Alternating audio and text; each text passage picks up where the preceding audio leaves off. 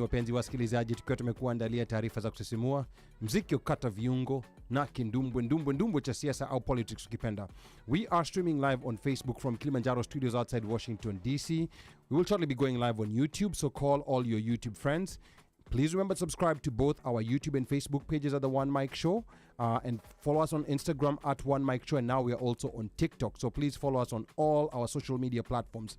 We're also taking live calls tonight at 202-683-4570. Press star 5 to speak, so save that number.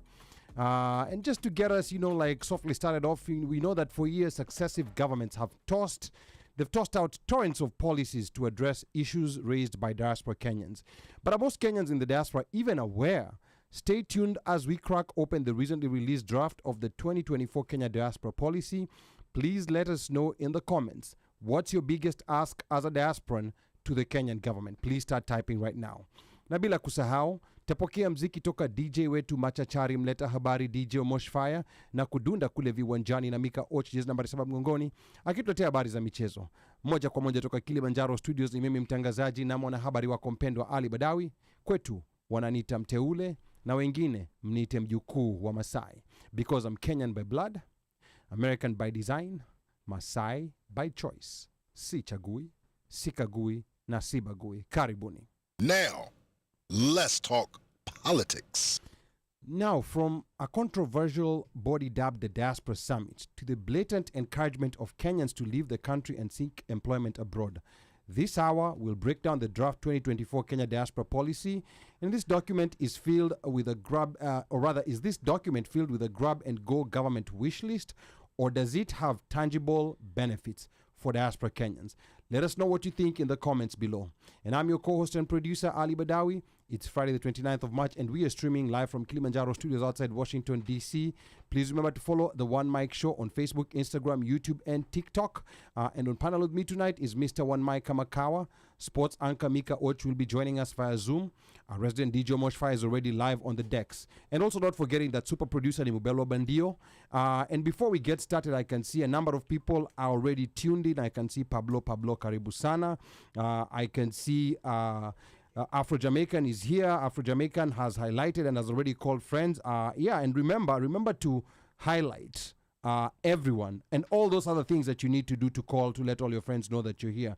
And then I have Esther Mulusa is in the area, but she's not in studio. Esther says, I'm in the Silver Spring area. I should have visited your studio, but I'm still getting used to the cherry trees. Esther, I think the address has been sent to you. Haraka upes. Just come when you're outside the building. We are gonna let you in. She has no excuse. Yeah, you have no excuse. Usisema ati sijui ABCD, sijui nini, sijui ABCD. Yes, you have no excuse. Asha. If you're driving, drive through here. If it's Ubering, njoo na Uber, tutakufungulia mlango. Omosh. Okay. Oh, and then I can see also let me see, just give me one quick second here. We have a lot to cover. We actually have a lot to cover tonight. So we will get started right away. But Ali, you say that every night. You actually say that every night. But tonight we actually have a lot. Okay. I'm just saying for but think sake. about it this way. We've been going over the time almost every week. We've been going overtime every week. I think Afro-Jamaican would say that we're not being on time in terms of giving him more time. Okay. All right. Now, actually, interesting. Before we get started, there was actually, what do you call it? A flyer that I got that the Kenyan embassy is going to be offering mobile consular services in different cities. I saw one for Houston. That's is it this weekend? The one for Houston this weekend is it next Massachusetts. Next, yes, but they are doing. They are actually they've started actually. They have actually actively started their mobile campaigns like they did last summer, and looks like they learned some lessons from last year because they've started earlier, and they're targeting certain cities. I still question, my opinion again, how they put these things out. Like, how are these flyers going out? Who are these? Because every time you ask, you're told, well, we sent it out to some diaspora associations, we sent it out to churches, and I'm like, okay, well, either A, we don't belong to those diaspora associations, we don't belong to the diaspora churches, or we need to find a mosque that they actually bring it to. you know, I think part of the problem that has been happening, or maybe that I want to say has happened, is that Nairobi has taken over things that need to be done by the embassy, because a lot of these announcements are being made on social media pages that are being controlled from Nairobi. There's a social media page that's being controlled from Nairobi called What is it called? Diaspora. I think it's a Diaspora _KE, something like that. I'm not sure what it is. So how the ham sandwich are we supposed to know about it? Or if, let's say, and this is us in the US, or I mean outback land, Kule, Australia, how am I supposed to know that this is there unless I had engaged maybe with the embassy or engaged with the Foreign Affairs Ministry to know that there is actually a diaspora handle on Insta that would have these things? Do they also put these flyers on, say, and the Instagram handle of, say, the embassy? I checked, like the embassy's Facebook page, it's been inactive. So I really don't know what exactly is going on. And I said the Instagram handle for the embassy. I'm trying to remember if I've even seen one. No, I'm talking about Facebook. I don't know. I don't know if they have an Instagram handle. By now, they should, in my opinion. Okay. I just don't know. I don't even know what to say. Because we get these things as forwards. And then you wonder, like, okay, it's being forwarded from where? Then you wonder, like, is it legit? Is it forwarded as received? Or it's... And there's no source to confirm. Where we're forward, ukienda nayo mbele. And then, of course, it's a flyer. So it's not necessarily dated and that it came from Department X. It's just telling you, this is the announcement. Come ye come all, ukikosa uchekwe. Yeah, so that's just one thing that I've never, I've never quite got to understand. But anyway, we find the flyer. We are going to share it. We've shared. I shared. I know the one for Houston. It's either, well, maybe it's next weekend. Yeah, well, this weekend is actually Massachusetts. Okay. They're going to be in Massachusetts this weekend. But we find the flyer. We'll share it so that people can have accurate information. Or if anyone does have the flyer, or a link to the flyer, please go ahead and post it and then in we the can comment pin section. Yeah. Then we can pin it. Okay? All right. And then another thing also before we get started, there was a tragedy in Baltimore earlier this week. Of course, everyone saw that fateful collapse of the Francis Scott Key Bridge. Yeah, I thought that it was happened. a joke. Yeah, it happened right here in our backyard in Maryland. And actually, that little loop, that area surrounding the bridge, yeah, I would say that's the area that a majority of Kenyans who live in Maryland, actually, let me say the whole DMV area, the whole DC, Maryland, Virginia area, that's where a big majority of Kenyans live. So, this was very sad. It was like a scene out of a movie. The first time I saw it, I thought it was, like you think it's one of those mtu amefanya animation. Kuongeza vitu zingine. Because it was happened at so night, fast. Yeah. And you saw it happening, and then you saw the lights go off on the ship, then the lights go on, then the lights go off on the ship, then the lights go on, then the lights go off, and it veers, and then it hits an explosion, then the bridge falls like in sections, like 1, 2, then it's slow motion. But things are happening real time. The most eerie thing, literally like a minute before the bridge collapsed, you could see cars zooming past. The 18-wheeler. Remember the 18-wheeler? Yes. You could see cars zooming past. Those are people who right now, wherever they are, yuko kanisani huyo ama msikitini. Huyo yuko kanisani ama msikitini. And this also shows, how fast, the emergency services worked. Because I can imagine if there was a delay of even like 2 or 3 minutes, it would have been a total disaster. It's a wrap. It would have been a total disaster. It's a wrap. And it happened, what time did it happen? 1:30. It was 1:30 a.m. in the morning. And assuming that was Wednesday, right? Was it Wednesday or Tuesday? I can't remember what day it was, but yeah. But it was earlier this week. Yeah, it was Wednesday morning. Yeah, it's bad. We can't really remember the date. Yeah, but it's sad. So what happened was, when you look at the bridge, very many people around that area.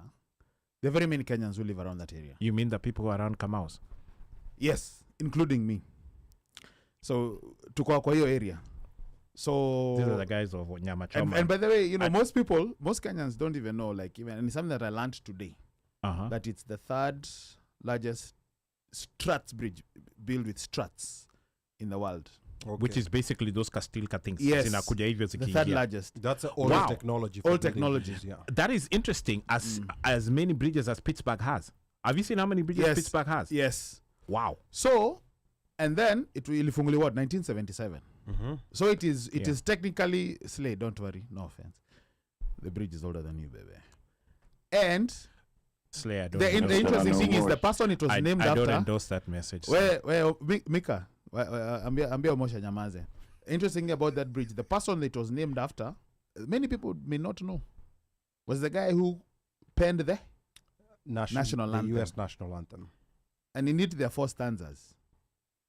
Initially there were 4. And then one was dropped. Yes, was dropped. Okay. If you want to know why it was dropped, please Google missing stanza from the national anthem. Okay. And then look at yourself in the mirror. Then And probably figure that maybe it's you're not- the reason. that it's not you they were singing about. Yeah, ish.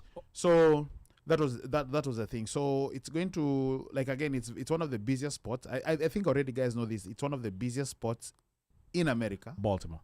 That is. In Baltimore, but in America also inclusive. Correct. So they have a lot of cars. Especially for autos. For autos. For autos, it's Yes. it's the busiest. So it's yes. going to be interesting. That's why, like, if you guys listen to Biden the other day, when giving a press conference, he said, federal government is already going to supply. Okay. Is going to fund. It's going to fund the rebuilding of the Rebuilding. bridge. The thing is when you say that it's the busiest spot, also let's not negate how important the bridge was, because that is the only place apart from the 690. So hazmats that are going into the port cannot pass through the 2 tunnels. Yeah, they So have to go through a all the bridge, yeah. hazmat vehicles have to go through the bridge. So now that traffic has to go back all to 695 and go around the loop. 695 to come, to go around the loop and then come back, because they cannot use any other way, any other road in Maryland to get there, to get to the port where it is. That's an And additional then, 45 minutes, right? Something like that. Yeah. It's Something close like that. Well, then remember 695 has also been getting busy and busy over the years. Correct. It's coming Correct. along. Yeah. And then most of the nights when the tunnels are closed, that bridge is the only way in and out of Baltimore. So I'm just saying, if this thing happened on a Saturday night at around 3 a.m., when the tunnels are closed for maintenance, the fatalities would have been worse than what it is right now. Or if that thing could have happened 2 hours later, from 4 a.m., 5 a.m., when traffic is building up. Yeah. You know, when those truck drivers are woken up from the truck stops and they're heading to deliver at the port early in the morning so that they don't get a line. Yes. All of them are rambling on there. It would have been worse. So yeah, to pick up the cars and stuff. Yeah.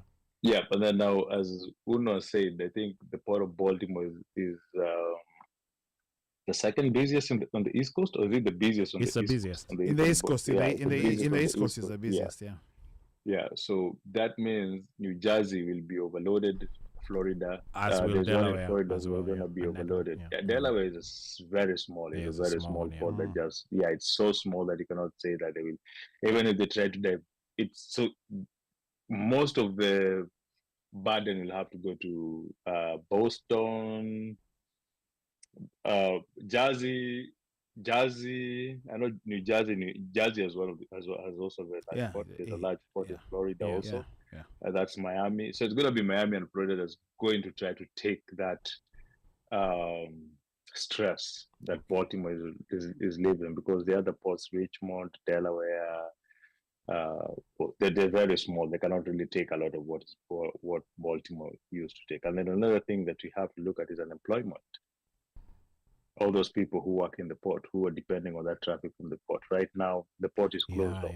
Yeah. It's And then distribution. yes. Let's look at distribution. There's a very huge Amazon plant over there. So again, the stuff that comes from Amazon through the ships and then goes to that Amazon distribution center. Then that distribution center supports nearly all the distro areas in the East Coast.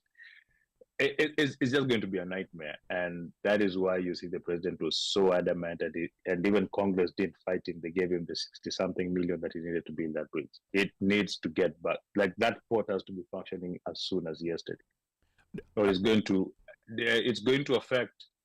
It's going to come back and hurt us in the pocket because of a lot of stuff that comes to that port. Yeah, supply is going to be delayed. Yes, so supply of so many things, it's going to be affected. Yeah, it's going to affect a lot of Americans. Okay. So. Okay, sawa Mika. You know, like that right there is an angle that No, you know, like I know the bridge. You know, like someone like Mika who's lived in that area before, Mike who lives there, probably know the day to day. You know, like I've passed by the area, you know, because I know on the opposite side there's that very big Amazon, you know, like fulfillment center. Is it called Sparrows Point? Sparrows Point. Yeah, Sparrows Point. Yeah, it's a very big, you know, like Amazon. Even Under Armour is Under Armour downtown. And you know, like that, like Mika said, that port, you know, like I hadn't put those two together. That fulfillment center serves a very huge area, and it's dependent on that port, you know, for a number of things. Yes. The other thing, you know, Mike, that I wanted to know, you know, like before we move on to our topic of the day is how is this, you know, like now affecting generally traffic motion in Baltimore? Are you noticing more traffic, and how is it affecting now, like generally people who work within the area? Do you know people who are dependent on that bridge? I think there are people like Mika was saying, but to be quite honest, I don't think they're probably people who are affected. Yeah. But lately, like, you know, I've been cruising using 695, not that one, but just the regular 695 through the Harbour Tunnel or through 95, whatever. I haven't noticed much. And this is from when the accident happened. Yeah. So I haven't noticed much of a difference in terms of traffic. Yeah. All you just see are signs saying, you know what, 695, this particular going to Sparrows Point, going to whatever is closed off. Use an alternative route, 895 or 95. Yeah. So I don't know. I think the traffic is going to be affected more on when it east, when it loops now from coming towards, is it east or west? Like when it goes. So, you know, instead right now, like most of the hazmats are not going to go the way they go. So they're going to Zuguka. They're going to go like they're going from Owings Mills, and like they're taking the opposite direction. So most of the traffic is going to be on the opposite direction. So imagine the regular traffic that when 695 merges with 83. Yes. And also merges with that Owings Mills Boulevard. And then now add up those trucks that are going to be coming from 95, then dropping onto, instead now going straight, take a right, take a left. And so that's, as in, you basically overloading that highway that in itself that is already congested. I believe it needs to be expanded. And then now another thing is where the loop finished looping, and now all this traffic again has to turn back and come back as if it's coming south. So 695 northbound already is going to be traffic, and then now when it's turning, now it's coming south to come back into the city. Okay. So guys, most people won't be affected, especially if they're used to using the tunnel, because these trucks are never going to the tunnel anyway. Okay, Mike. Yeah. So it's this other side that's going to be very affected. I was going to say, like, most of the guys who live like in the Dundalk area, guys who live in Glenburnie, Sparrows Point, those areas will get affected, because that for them was like a quick hop. Okay. So like now, if from me where I live, Essex, Middle River, to quickly get to Glenburnie, I'll just take the Key Bridge. Yeah. Nico Glenburnie, because that is the main MVA. I don't know for you guys. I think that's the headquarters. That's the headquarters for Maryland. Yes. Oh, okay. Yes. MVA headquarters is the MVA headquarters. Ile origin. Yes. Ile yenyewe. Iko hapo. So we would just hop onto that. You get service. Unarudi. Unaingia Essex. Okay. So guys from Essex, White Marsh, whatever, if they wanted to get any service, that's the route they would take. But you know what fascinates me, despite me being in the US for now over 20 years, is just how the infrastructure is designed in such a way.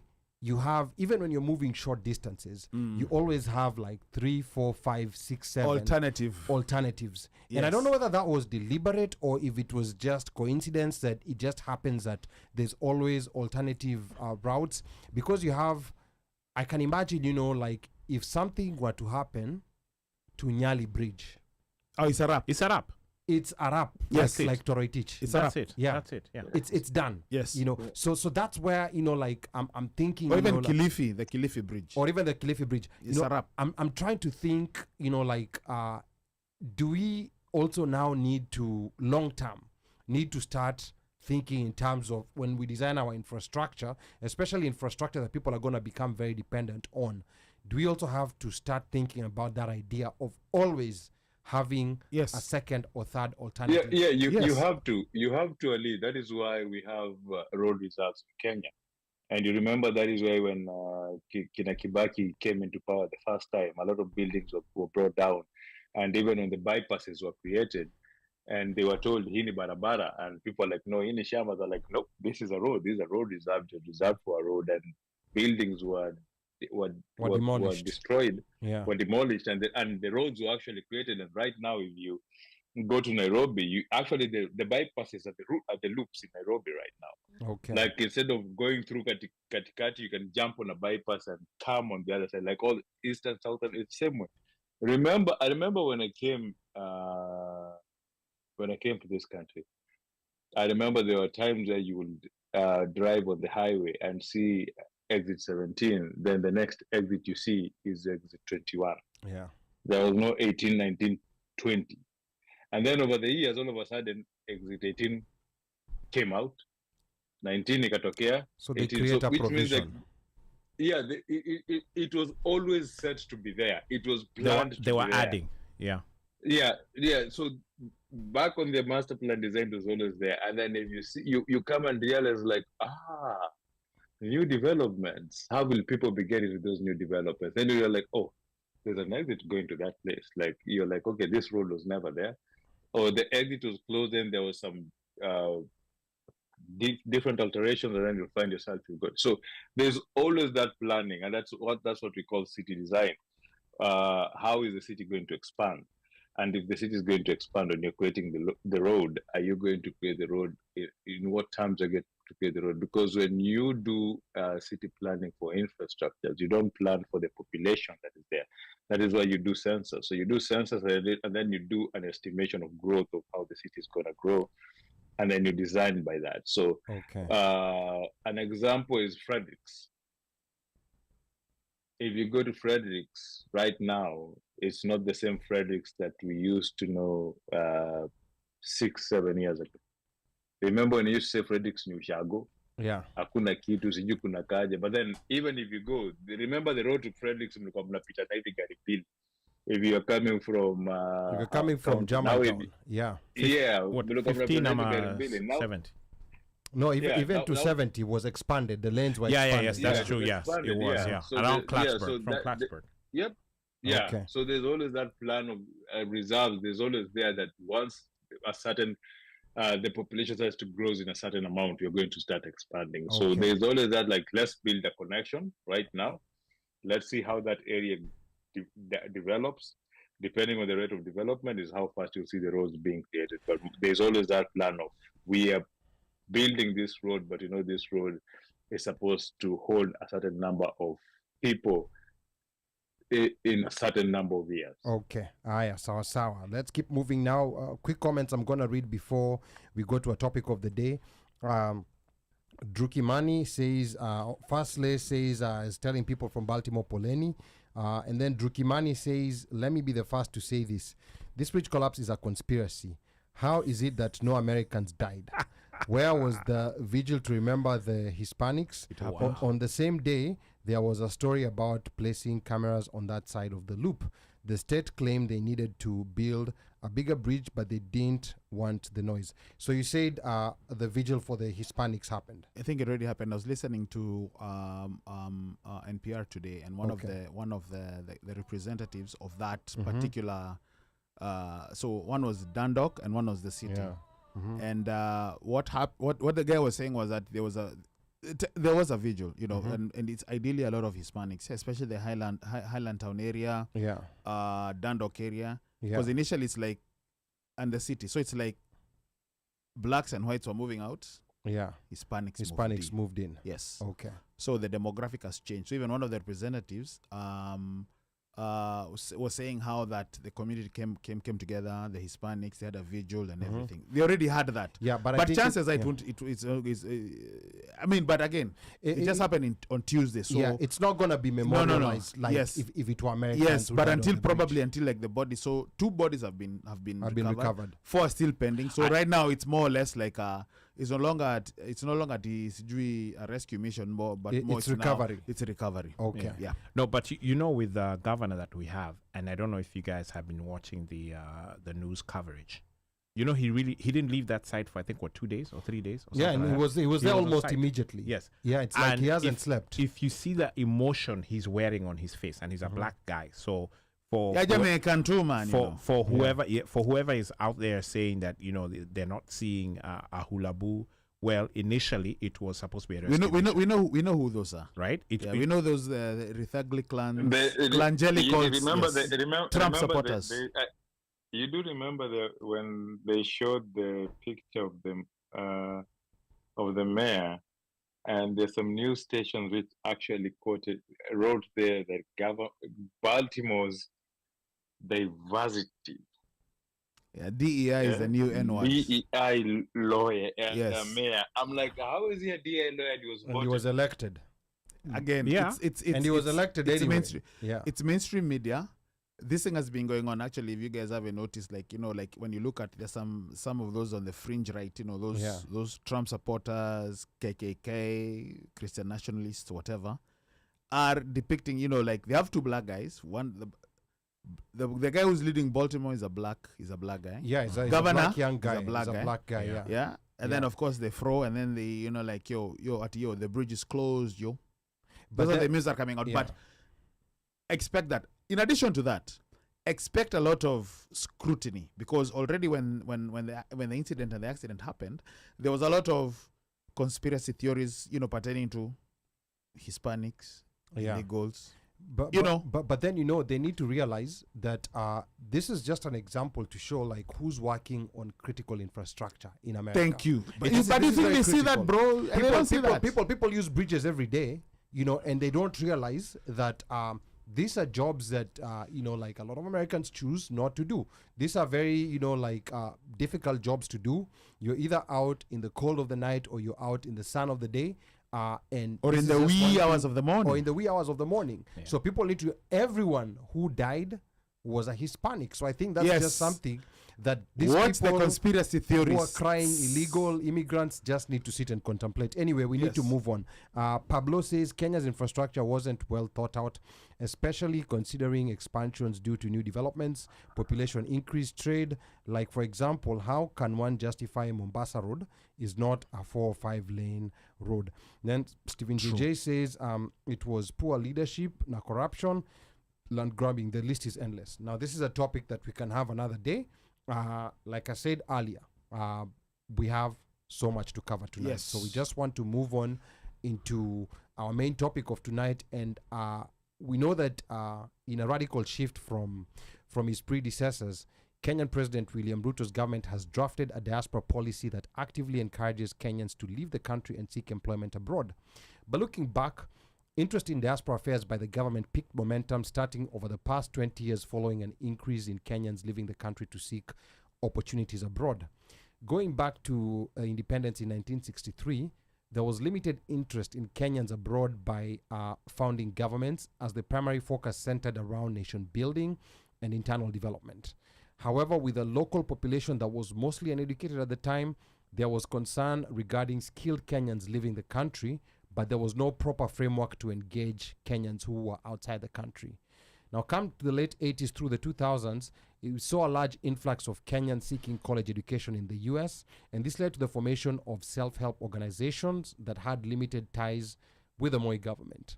Following the ousting of the KANU regime and election of President Kibaki in 2002, the new government began to prioritize diaspora engagement as part of its agenda in recognition of its economic potential.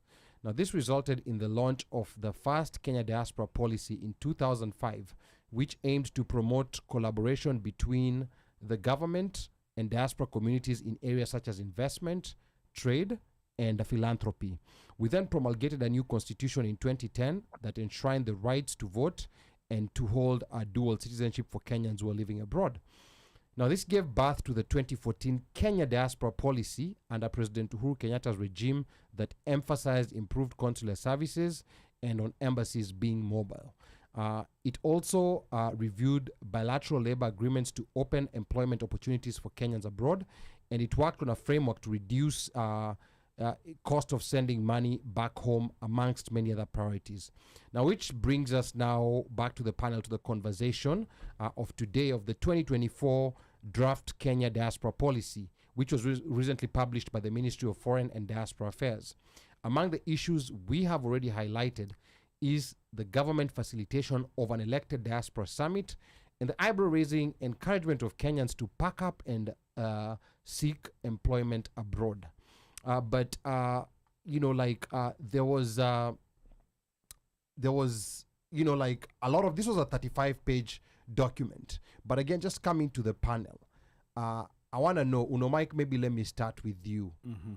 What were your first impressions, when you read this document? And it's interesting, most diasporans are not even aware that there's an existence of this document. But what were your impressions, when you first read this document?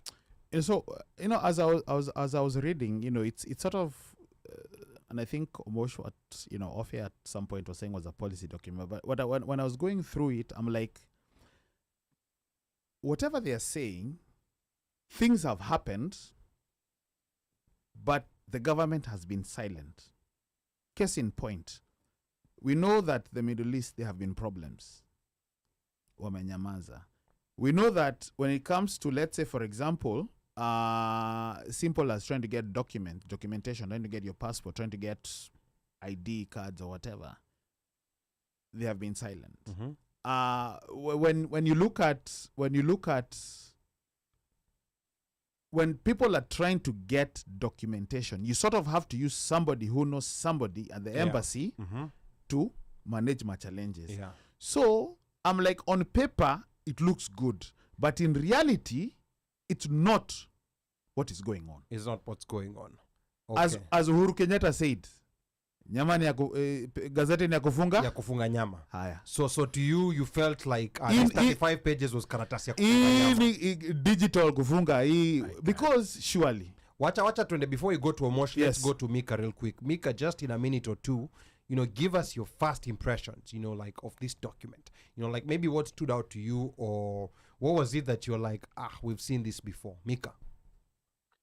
For me, the thing that stood out for me is like how they tried to, they really tried to break down who's going to be involved, what they're going to be involved with, like the different ministries. First of all, they aired out, they tried to show us, they tried to give us the diaspora from different eyes, right? From the eye of the international community, Africa to Africa diaspora, then Mm-hmm. local diaspora, like those Kenyans who go to East Africa and stuff Mm-hmm. like that. Then they gave us the number of Kenyans they believe to be outside of the country, which is like 4 million. And then they gave us the reason why people go out into the diaspora, they live in the country, and then they tried and then they came back. So I was like, okay, fine, you're showing us that you're trying to get where people are doing. But then when I looked at it, and when they were saying so the importance of the diaspora, and then they said, no, this is the weaknesses that the diaspora has versus the strength that the diaspora has. Everything that they were looking at came back to talk to one thing. It just pointed out to things like remittance, because they were saying that things like, and they clearly say there, like they want to get into agreement with other countries on trying to like know exactly the brain drain that's leaving the country, the people who are going to work to the outside of the country. And for me, I was like, okay, you're fine. You want to share culture, you want to share arts, you want to like basically you're trying to say to tell people you can take all your skills where you're going. But then the thing that I was looking at was when it came to taking care of the diaspora. Now, them saying what they have to improve of the diaspora, they mentioned things like mental health. They mentioned things like providing consular services. Then they mentioned things like the IBC. And then for me, I was so surprised. Everything else was getting a lot of explanation, but the IBC was like a few sentences saying that they want to figure out how they. Yeah, I was like, so basically, it's just being there, but you're actually not talking about it. Like the thing, even consular services. How are you going to improve those consular services to people? When you're talking about mental health, so you're saying the culture shock is causing mental health, that type of, how are you going to help them? And then I was like, how are you even handling mental health in Kenya? Because if I look back home, there's really nothing good. There's really no mental health championing in Kenya apart from Kibera. What is it, Madare Hospital? Like, how do you handle it? How do you how are you making Kenyans in Kenya not suffer go through what they're doing? Mental health in Kenya still looked at as a stigma. It's still looked at in a certain way, like nika wose momevuta bangi. They don't want to address it. Do they diagnose all these mental health issues that people have, them recognize them and deal with them? How is therapy given to people in Kenya? Like, I was looking at this, like, why are you worried about the diaspora so much? Because if right here, right now, me, I feel I'm depressed, I'm sitting in I have insurance that let me walk into any hospital and get the best care that I can get. There are policies over here whereby if you feel some type of way and we have people who we talk to and encourage, we can tell you just call on the phone and you speak to somebody, you speak to a therapist. How you make it so? Why are you worried about people who have the facilities to take care of them? Why are you not worried about people that are back home? So for me, I was like, you're painting it in a very good picture, but at the end of the day, it just goes down to that one term, remittance. And when they spoke about remittance, they spoke. They really spoke. How they want to, how they want to reduce the fees so that you can send more money. Sawa. We are gonna get to all those details. Another thing that actually let me take 10 seconds. Another thing that really got me thinking was when they said they want to create a summit, but then that summit, not everybody's going to come, but elected representative of that summit. And I was like, how do you elect these people? Nominated from Diaspora Association, yes. Yeah, so that's something that we'll come to get into details with. Your Diaspora Summit, like that's very controversial. And that is why we have summit in quote, but carry on. Actually elected. Oh, elected. Sorry. Not even summit. Elected in quotes. Carry on. Sawa. DJ Moshfire. Naona you came with a whole book here. No. It seems you revised, you summarized. But what were your first impressions, like on this document? My first impressions was on paper. Oh, sorry, my bad. My first impressions were I was happy that there was something. However, the meat and potatoes in there, it was missing a lot of things. Was not meat and potatoes. What should have been, let me put it that, what should have been meat and potatoes was a lot of things were missing. And some of the things that are quoted in there, I know Mika has rallied off a whole bunch of them, was things like the Diaspora 2014 policy, which I didn't know existed. Then we came up with this and when I say we, is because they claim that they had input from people in the diaspora, from the diaspora associations. I don't know which associations those are. I don't think we belong to those associations because we certainly were not involved in any of these points that they've put into this document.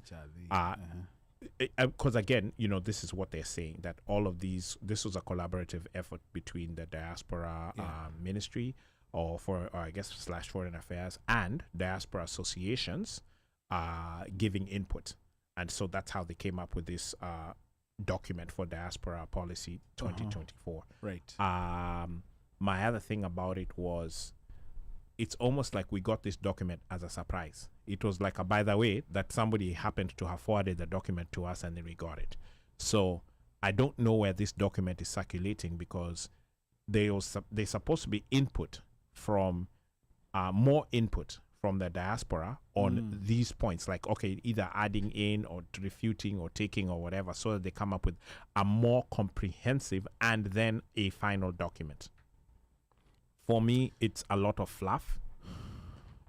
I'm glad there's something to start with, but I question how they're going about getting there. Now, this document, we are also just got it by happenstance, and we have our pulse on everything happening. There was a flyer that came with a barcode, I think a couple of days before, of submit your comments here. And then all of a sudden, shortly after, we are seeing this full document. And in this document, they are saying that there was participation by the diaspora. And, we want to ask the people who are tuned in right now, please comment if you participated. If you are part of this diaspora. Or maybe if you know someone who participated in the drafting of this policy document. Or if you participated, what was your comment? Yeah. Share with us what was your input. Yeah. Yes, what was your input? Yeah, please share with us, and also tag your friends. Or maybe if you know someone who participated or someone who knows another person who participated. Who's in a tag them. diaspora organization that you don't know of. Exactly, because clearly they were talking about diaspora organization. So please let us know. And that's the reason why we want to crack it open so people know, what's being said. Now, one thing, this draft policy talked about, they talked about the other policy back in 2014, which was kind of like a similar situation to what we have today. Back in 2005, this one I was not able to get access to. I think there was not a lot of digitization back then, but apparently there was a policy too at that time. But this one for 2014, so this one that was released, in 2024, they highlighted, some of the achievements of the 2014 one, including, so you can agree or disagree whether these achievements have worked for you. One of the achievements was that the government promoted continuous dialogue with Kenyans abroad. How? Strategically engaging them through high-level visits, as well as conferences and side events. That's what this says. Was this the time where Dennis Itumbi was supposed to be the guy who was the career? Okay, sorry, carry on. Well, I think if we go with the what they're saying is what they're calling the high-level visits, every time that there have been folks in government who are visiting, supposedly there's always a loose, Nani's going to be here, Tokeni. That's what they are putting under the high-level visits. So, yeah, and the most effective diaspora conference that we had was during Kibaki's regime. Yes. And that's the one, you all remember, we had an interesting guest last week. He got hired during that diaspora conference. That was run by the embassy, the Kenyan embassy. It was run by the embassy. Yes. Elkanah Odembo was the ambassador back then. Yes. So that was the most effective one. And that was back, I think it was in 2011. Elkanah should call that. So another, anyone who knows Elkanah, please tag him. The best ambassador. Another achievement that this policy says that the 2014 policy achieved was the capacity to offer consular services was enhanced through negotiated and reviewed bilateral labor agreements. So I don't even understand that. And here it says, let me read it again. Capacity to offer consular services was enhanced through negotiated and reviewed bilateral labor agreements to unlock employment opportunities for Kenyans in foreign jurisdictions. I don't know whether it's my brain that's not processing well because ilikuwa nimefunga or... I think they're mixing apples and oranges. Yes. So... And grapes. Yeah, I think what they mean is in these other countries where Kenyans are working, where previously there wasn't a lot of Kenyans, they enhanced consular services there to cater for the Kenyans who are working in those countries and get them better conditions. I think maybe that's what they mean. Yeah. Now, another thing that they said is mobile consular services for Kenyans living abroad by the government. This exercise entailed registration and strengthening Kenyan diaspora umbrella associations in all countries and regions where Kenya has diplomatic presence. Kenyans living in these regions were facilitated with identity cards and passports, amongst other consular services. So, wakikujanga Vegas na Memorial ndo wanajisifu hiyo. yes, But, so but they're you, seeing you that know, as a success. I don't think they have written that correctly. You know, for the way this document was written, when you read before you hit the meat and potatoes, when you read it, you're like, oh, okay, somebody actually thought about this. Kanyo, But this kanyo. part here with these points, it's like somebody, like they wrote the document, then they're like, oh, snap. We need to throw this in here so that since we talked about it, we need to throw it in here and say what happened. Because the issue becomes now when you're trying, because when you hear that, and then you try to do a direct comparison of what has transpired when it comes to services, Mobile consular Mobile. services. Yeah. not even that. Forget mobile. Offering mobile is an extra incentive. Yeah. The standard one. Yeah. Just offering that is an extra incentive. How about Ali? I am trying to renew my passport. Do you know anyone at the embassy, or do you know somebody? Because I can't get Because through I can't get through. when I call By them. the way, That's what I'm talking about. And by the way, we get those every day. In Walai this group bilai. here, like we get those inboxes every day. To me, if it was one or two people, I'd say huyu mtu ni mkubwa wa kuangalia." yes. But this is constant. This is, and you know what? I'll say this. I myself, I've had to like, wait, Ali, unajua mtu, okay, kuna mtu anafanya hii, having this situation. Do you know anyone? I've had to do that. Yeah. Right or wrong? Multiple times. And now Almost right or wrong? now Boss, I've even gone to pick up people's passports at the embassy. Yani, let me tell you, just living in DC itself, you become an immigration expert Yes. via osmosis. Yes. without liking it. So- you become an immigration expert. So what Otomoshi is saying, you know, like on paper, this thing is on point. Okay, now Lakini here hapa- before I read the comments, because a lot of comments are coming through. Like that. Another achievement that was mentioned for the 2014 policy, not this one, the 2014 one, it says facilitation of evacuation of distressed Kenyans from regions with political crisis, victims of human trafficking, and other Kenyans on medical grounds. The government also repatriated distressed Kenyans' remains of the deceased. I think that probably happened at maybe a very low percentage, and they may be counting COVID evacuations COVID evacuation. when they're talking about this. No, 2014 unakumbuka kulikuwa na ile story ya best friend ya Uno akarukia akasema na save watu kutoka Saudia. Where at the best. Makeboy. Huyu msee. What Mika maliza. Mika amekuja na violence leo. No, hey, let it all out. No, you Yes. remember the 2014 is when your story ya Saudia ilikuwa imenini, and then Ilikuwa it Imeshikanari. yeah, there was so much uproar on the internet that the government had to come into it.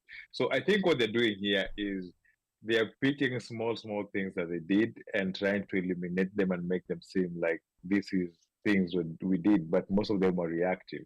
On the mobile thing, I'll give it to them. Yes, they came to Vegas, they came to Dallas. They were coming to the diaspora conferences, but then when Odembo left, It went to a standstill until I think the last probably the last 3 years maybe is when it's almost like they revived the mobile thing again. Yes. no, the next time the mobile came in, when this guy came in, the guy who didn't even lie and all he was going to events. He tried to do that.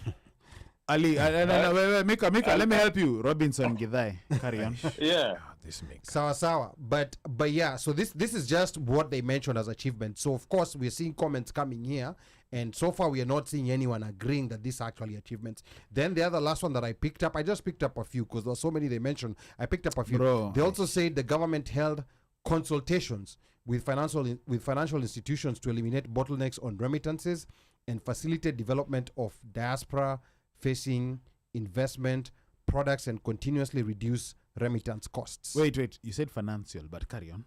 I said financial. It's okay. Okay, so The recording is there. Rewind. Rewind. Financial. Yeah. Okay. Lakeside connect zone. I'm telling you. Lakeside connect zone. Password, Omera. Password. Someone actually was saying today that a Luo who speaks Swahili fluently is a conman. But that's a story for another day. I don't know how true that. Someone said that. That was someone. No, you know what? Let's clear Wow. this. Yeah. Obosh can't speak Swahili fluently. Ni kama Who said I Mluya can't? mwenye yuko ni kama Mluya mwenye yuko Nairobi December. Mwenye agenda uzaga December. Okay. Wow. All right. Uyo simluya.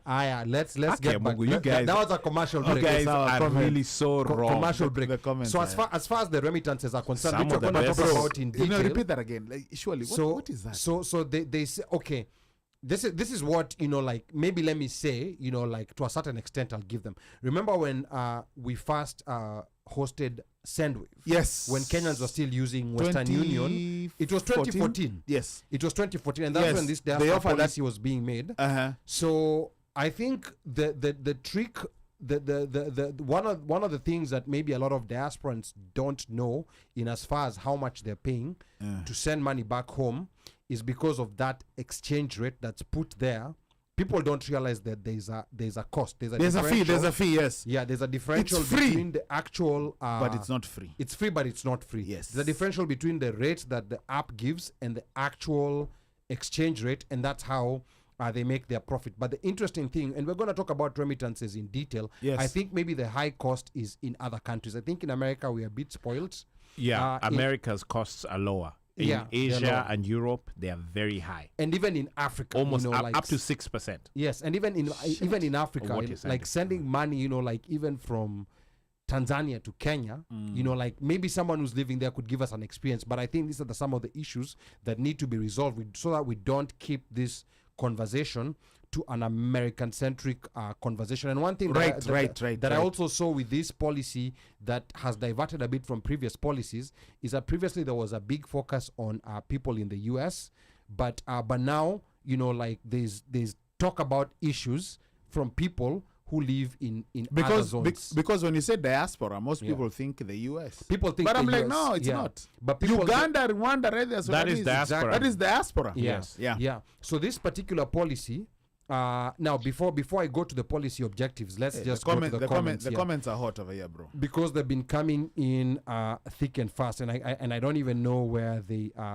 started. So I can see here Doreen Florence says these are UDA games, I think referring to the diaspora draft policy. Stephen JJ says hakuna zero, hiyo public participation ni yao. Washeke says which diaspora, wawache kutubeba kimalenge. There was no diaspora participation. Why does it sound like the document was drafted by Chat GPT? Oh my goodness. Did you welcome Diana McKay Kuria? Diana McKay Kuria, karibu sana. Thank you so much for giving us the highlight. Asante sana. And then I see Florence. Pablo says, I think there are people who purport to authoritatively speak and act for the diaspora. Unfortunately, the Kenya government doesn't take time to verify the composition or agenda of these people. Hence, the reason why it has never been easy to have anything working between the Kenya government and the people in the diaspora. And I 100% concur 1000%. with Pablo. That's a kind of comment that needs to be framed. Esther Mulusa Kwanza says, wale watu wanajipelekanga Kenya wanaenda kujipeleka huko kutafuta sijui kupiga picha na Brown I'm usually like, I'm like, bro, what are you trying to do? Like, okay, are you actually like here you don't do stuff umekaa tu, but then you go to Kenya and try to go to all these government offices. What are you trying to put in there? Like, where Mika? Start here. No, ni ukweli tu. No. You remember the welcoming committee for Kerea? The current president. Now, forget about even the welcoming committee. Remember, there was someone, and we are not going to mention their name, who went and purported to have created, remember that hashtag that it came here from the One Mic Show, but Mika is the one to study. Mika is the first one to coin it. And there are people who went in ministries and told them, and wrote letters that we got access to because we know people, that claiming that they're the ones who created that hashtag.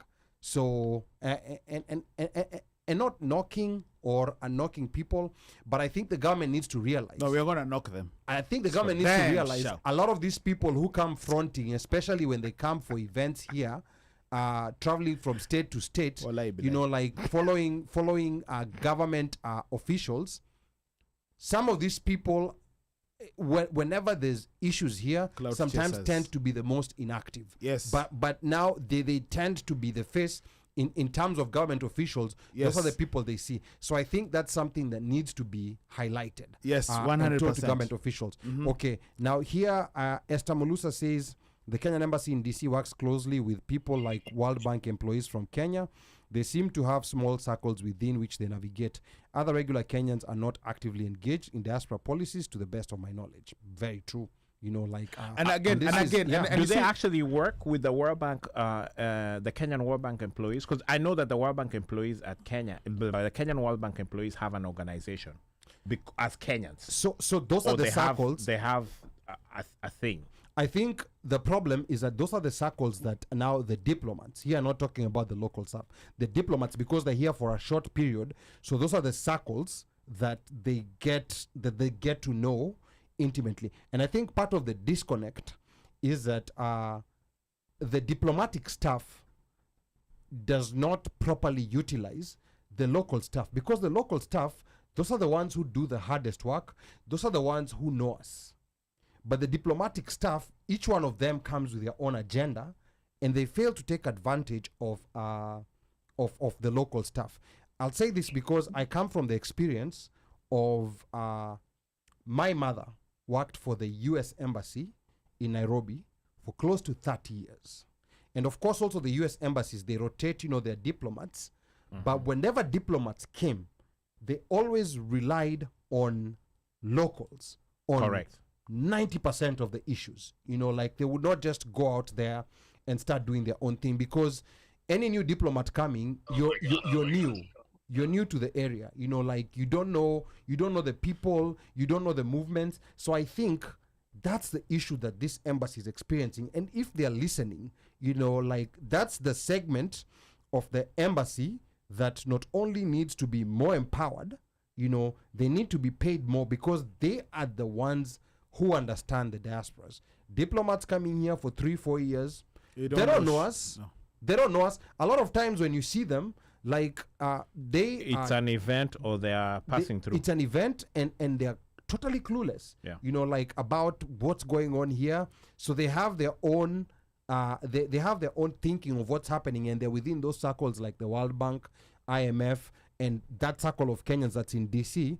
But qua ground, they Virtually different, yeah, bro. the only diplomat who tried to skip that barrier was Ambassador Big Ted.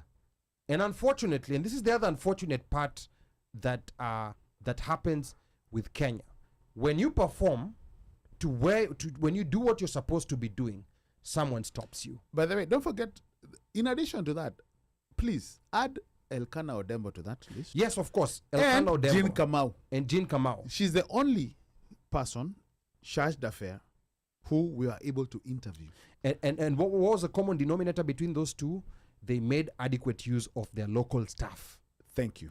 So that's something that we will be discussing Because later we, on in the show. and full disclosure, we have really tried to get in touch with the Kenyan embassy, Yep, even prior to the recent changes which we discussed, we did. to have a conversation, because you know what? Come to the platform, the People's Kamkuji, address Yeah. the Kenyans, because Kenyans are listening, because Kenyans have questions, they want answers. And even if you cannot fulfill the answers, you can provide a direction. You can provide a direction. It's that simple. Okay, Pablo here says... what I'm saying is this: you don't even need to come here, right? Don't come. You have, if media access needs for you to get permission from Nairobi to come, don't come. Usikuje kapa liuko. But then again, when you're going outside there, when you're going to meet people, right? Don't just go and meet specific organizations that are friendly to the regime that you're serving under, because that is usually the common thing that most of these people usually do. You will see them, there's an like, you remember when they were doing the Huduma number, and there were videos of Kenyans happy about the Huduma number in Houston. And you're like, when was this event even organized? Who was invited? Who are these people? Like, Mika comes don't slowly. go speak to a certain. No, there's no coming slowly here. Well, Gloves Kenyan off. too. Mika wasn't interviewed No, by they- Nani. No, there's no coming slowly here. Why are we coming slowly? The thing is, don't go and work under some church leadership or a few people who call themselves elders. Diaspora Yes, I might be an elder Association. because if you tell me to organize Kenyans, I will organize Kenyans for you. But guess what? I'll organize Kenyans who I'm friendly with. Yeah, exactly. Right? Yeah, Kenyans who understand me, who know me. Those are the people who I'm going to bring and organize over there. yeah. So if you're going to tell, if I'm a political leader, if I'm a church leader in Minnesota, nitaenda niongee na wazee wa church zingine kaa tatu hivi tusikizane tuambie kuna nini hapa, how we benefiting from this us as church elders, tutasaidiaje, and then we'll bring our church congregation to you. And that's what they usually do. And guess what? You're not hitting even 1% of the Kenyan population that is here. Okay. You're not understanding the students who are here. You're not understanding the workers who are here, who are trying to work. You're not even getting, because there's so many people who, if you actually went to the people themselves and spoke to the people, you realize, number one, your consular services suck. Number two, people don't understand how if they have.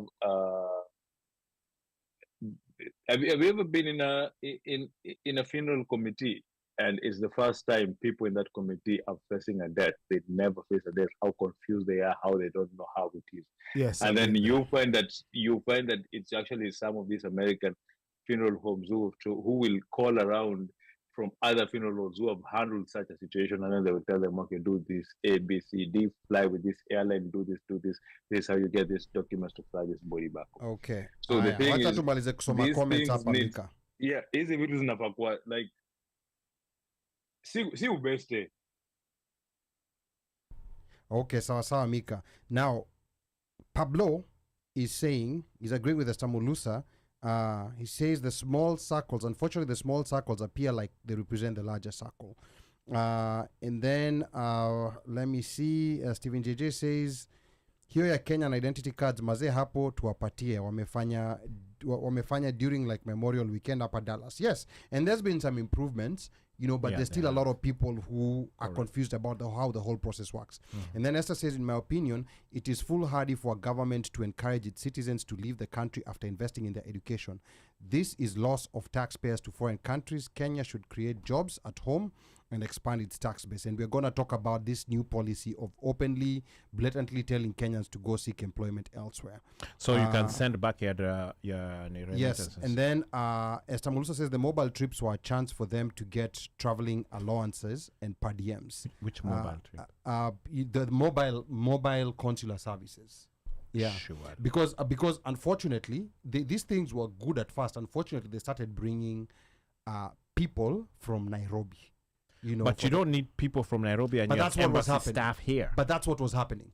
You don't ask me how I know, but that's what was happening. But also, especially from when, you know, like this new government came into power, you know, for these mobile consular services, they have been bringing people from Nairobi, and that's the reason why they've not been as effective as they once were. Omosh, and remember, if you guys remember, at one point in time, when we were trying to figure out why registration for voting and voting could only be done on Kenyan soil, but yet per the constitution, that could only be done on Kenyan soil, which at that point was declared as the embassy. But when you're renewing your passport or you're doing whatever, isn't that Kenyan soil? Technicalities. Those are But- technicalities. but again, yeah. Mhm. It's wordplay, word salad. Yeah, Magadani. those Carry are on, carry on. technicalities, but Carry on, yeah, carry on, but carry on. that's another problem. This, you know, like if, you know, like Nairobi, you're listening, you know, like we don't need people from Nairobi, you know, like to handle. The embassy has been handling it very well. The local staff in the embassy, this thing of giving people per diems from Nairobi to come and benchmark and do whatever, that we don't want to see, because that's what has been making this process. Because there are some certain locations where you had that people were there up to 2 a.m. in the morning, you know, and Yes. you wonder, Yeah. you know, like how is this process going up to 2 a.m. in the morning if it's a process that registration was done? Now, another suspicious thing is why this registration coming from Nairobi, because now people are required to register to get like documents here, Nairobi is controlling that registration for people who are going to mobile consular services, unfortunately. And that's just part of the problem. It's part of where something that wasn't broken was fixed, and we now, a process that was running very smoothly started having some kinks. But I'm hoping that has been sorted out. Maybe this new consular services that are This new round. this weekend, this new round, maybe they're going to be efficient. A lot of people are still not aware about these services. And By the that's way, where I I want ask, to- how are they reaching out to Kenyans so that folks can take advantage of these And that consular is key, services? bro. That is Through key. they're reaching Kenyans through Twitter accounts that are being run from Nairobi. Or is it the church groups that people don't belong to? Or is it the Diaspora Association? And by the that- way, there's the church, which church? and then, Which church? and I look out for my brother over here. You've got Muslims. Oh no, Sisi. No, we but are- Ali Sisi, we are again. never- But Ali is not a Kenyan. I'll First say of all, this. has Ali brought his grandfather's ID? First of all, I'll say this: there was an ambassador, and I don't even wanna sorry. I don't even wanna mention his name, who was requested by a group of Somali Kenyans in Minnesota to go and see them, but they blatantly say that they do not address Kenyans in tribal setups. Huh? Yet, Whoa! Yet. Repeat. yet there was Repeat. an ambassador. You know, Uh-huh. I'm not gonna mention the name. They Ni were yule jamaa alikuwa mlevi tu hapa. they were called by a group of Somalis in Minnesota. Uh-huh. But he said that they either need to just form a group that has because they will not address a tribal setup. But this ambassador was also known For attending tribal setups. Yes. Okay. But anyway, let's You not- you would About mention Baltimore. names. no Okay, mentioning sawa. names. No mentioning Eh, names. Mika. Yeah, no mentioning names. Yeah, so let me see the other comment here that was coming. Stephen JJ anasema unamulika by overworking, utilizing very quick wins. Kenyans are smart na talanta chungu nzima. And then a positive comment here coming from Doreen Florence. She says, I was at the Kenyan embassy on Tuesday to apply for my son a passport and had a good experience. Service was quick. I was done in less than 30 minutes. So Doreen, that's please very good. call if you Yeah. can. Yeah, that's very good. And then Esther says, I confronted Wetangula Eish. during Obama's inauguration. Wait. Esther is the one who shot the bullet. Oh, sorry, carry on. I confronted Wetangula during Obama's inauguration on the Potomac when he was Foreign Affairs Minister about helping Kenyan students to be exempted from paying taxes, but he was hostile.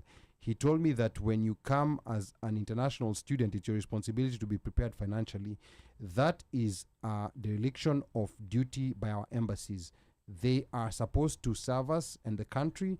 They don't even source for trade opportunities for Kenya and the US. And then Slay says, in short, it's better to go to the embassy. I don't know exactly what that means. I think she's asking a question. In short, it's better to go to the embassy. Is I think it that's a better? I think she meant to say, is it better to go to the Okay. embassy? Yes. Okay, then Washeke says, think so. wanaleta work ethic in your house to states.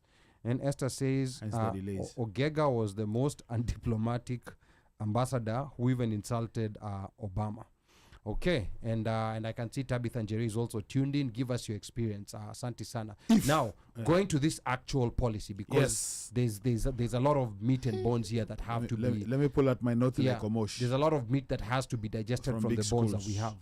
The policy objectives, were basically to protect the rights and promote the welfare and interest of Kenyans in the diaspora, to facilitate diaspora savings, investments, remittances, and technology transfer, and then to strengthen partnership and collaboration with the Kenyan diaspora, and to facilitate placement of Kenyans in the international job markets. So those were just some of the basic, those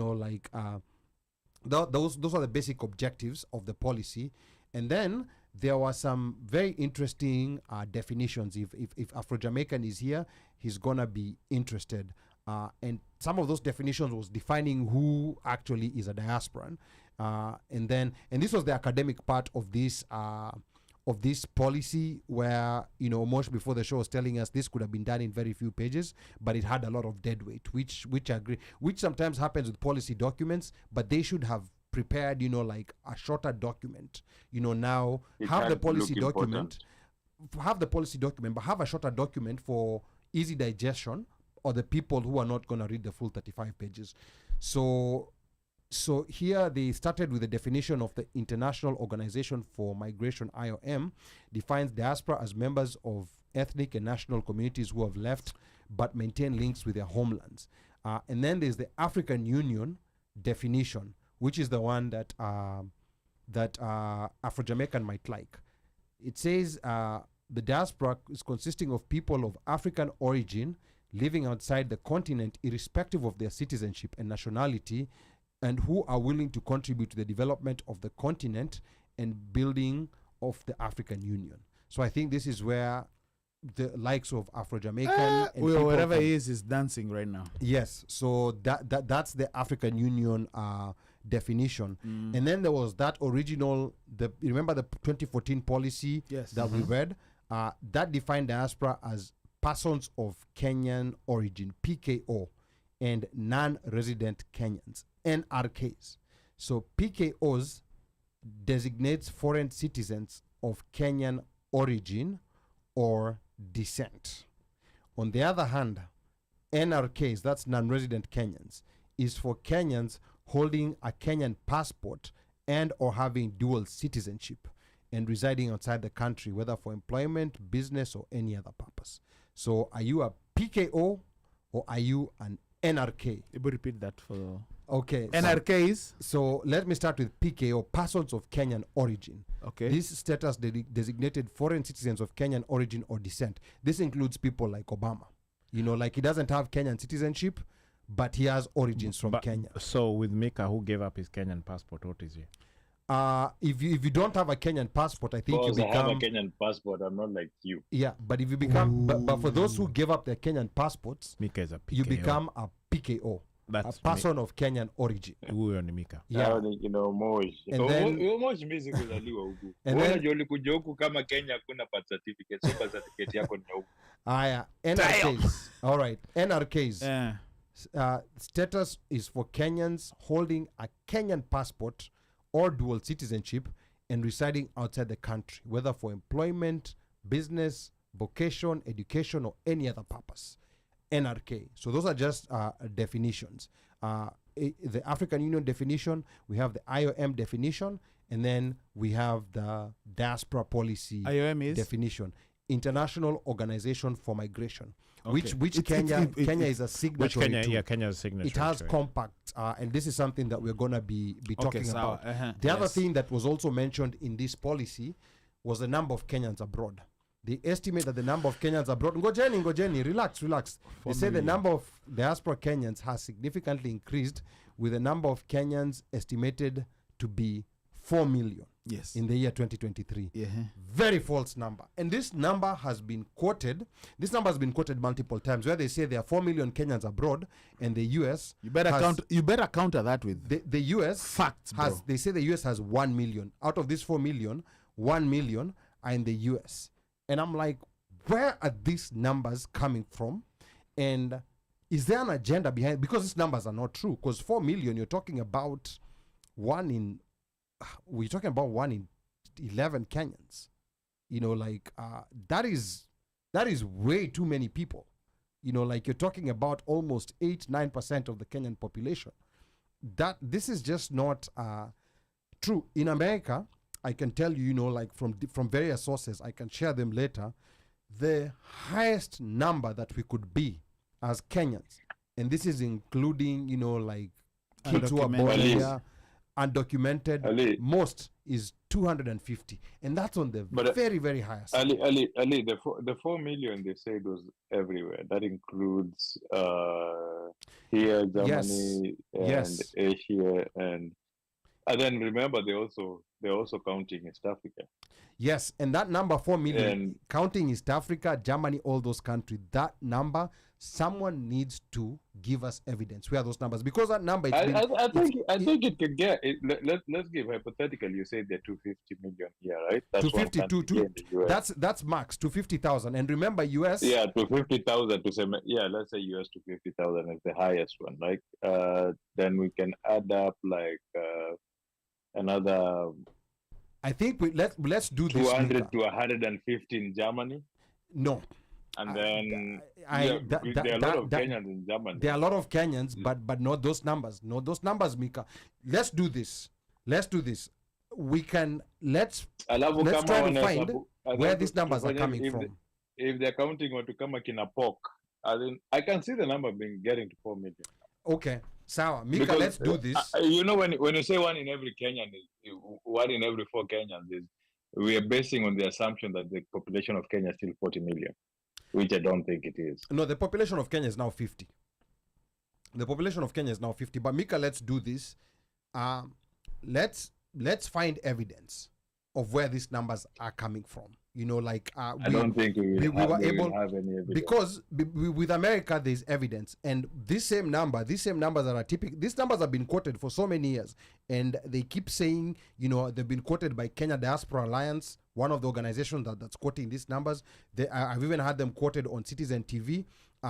In America, the number of Africans, as per the most recent census, you know, like people of African origin, is about 2 million. So when you say that there's 1 million Kenyans, that means 1 in 2 Africans in the US is a Kenyan, and that's just we know. I mean, anecdotally, we know that that's just simply not true. But if anyone has evidence of these numbers, you know, like, I would be more than happy to acknowledge that. And I think by anyone, the Kenya government or the persons who wrote this policy, this draft, show us the numbers. Here too. Yeah. So okay. Yeah. So that was the other issue that came up. You know, like, of the number of Kenyans who are living abroad. And I want to remind the listeners that you're tuned into the One Mic Show, and I'm your co-host and producer Ali Badawi. We're here talking about the recently released draft of the 2024 Kenya Diaspora Policy. Among the recommendations is for a government-facilitated Diaspora Summit to benchmark diaspora interest. It also encourages unemployed Kenyans to leave the country and go seek employment opportunities abroad. Our lines are open, and the number to call is 202-683-4570. Press star 5 to speak. Feel free to call in. Now, later, we will talk about the recommendation of creating a diaspora skills map, and if this makes any difference. It's something that we've had before, of course, but before that, a couple of comments that had been coming in as we were having this conversation. Stephen JJ amesema, it was 35 pages, and he's laughing. I think that's indication of Stephen JJ saying that he will not read it. Yeah. And then Afro-Jamaican says, I will see if it means anything. I think that's regarding the definition, the African Union definition of the diaspora. Then we have Drew Kimani says, government services mean government taxes. Zakayo is coming for your hard-earned money. They will claim they found you jobs. Let me be clear. We escaped poverty because the government stole our dreams. Okay, and then Esther Mulusa here says, Nahim Fikie Ruto, diasporans are treated like matatu passengers.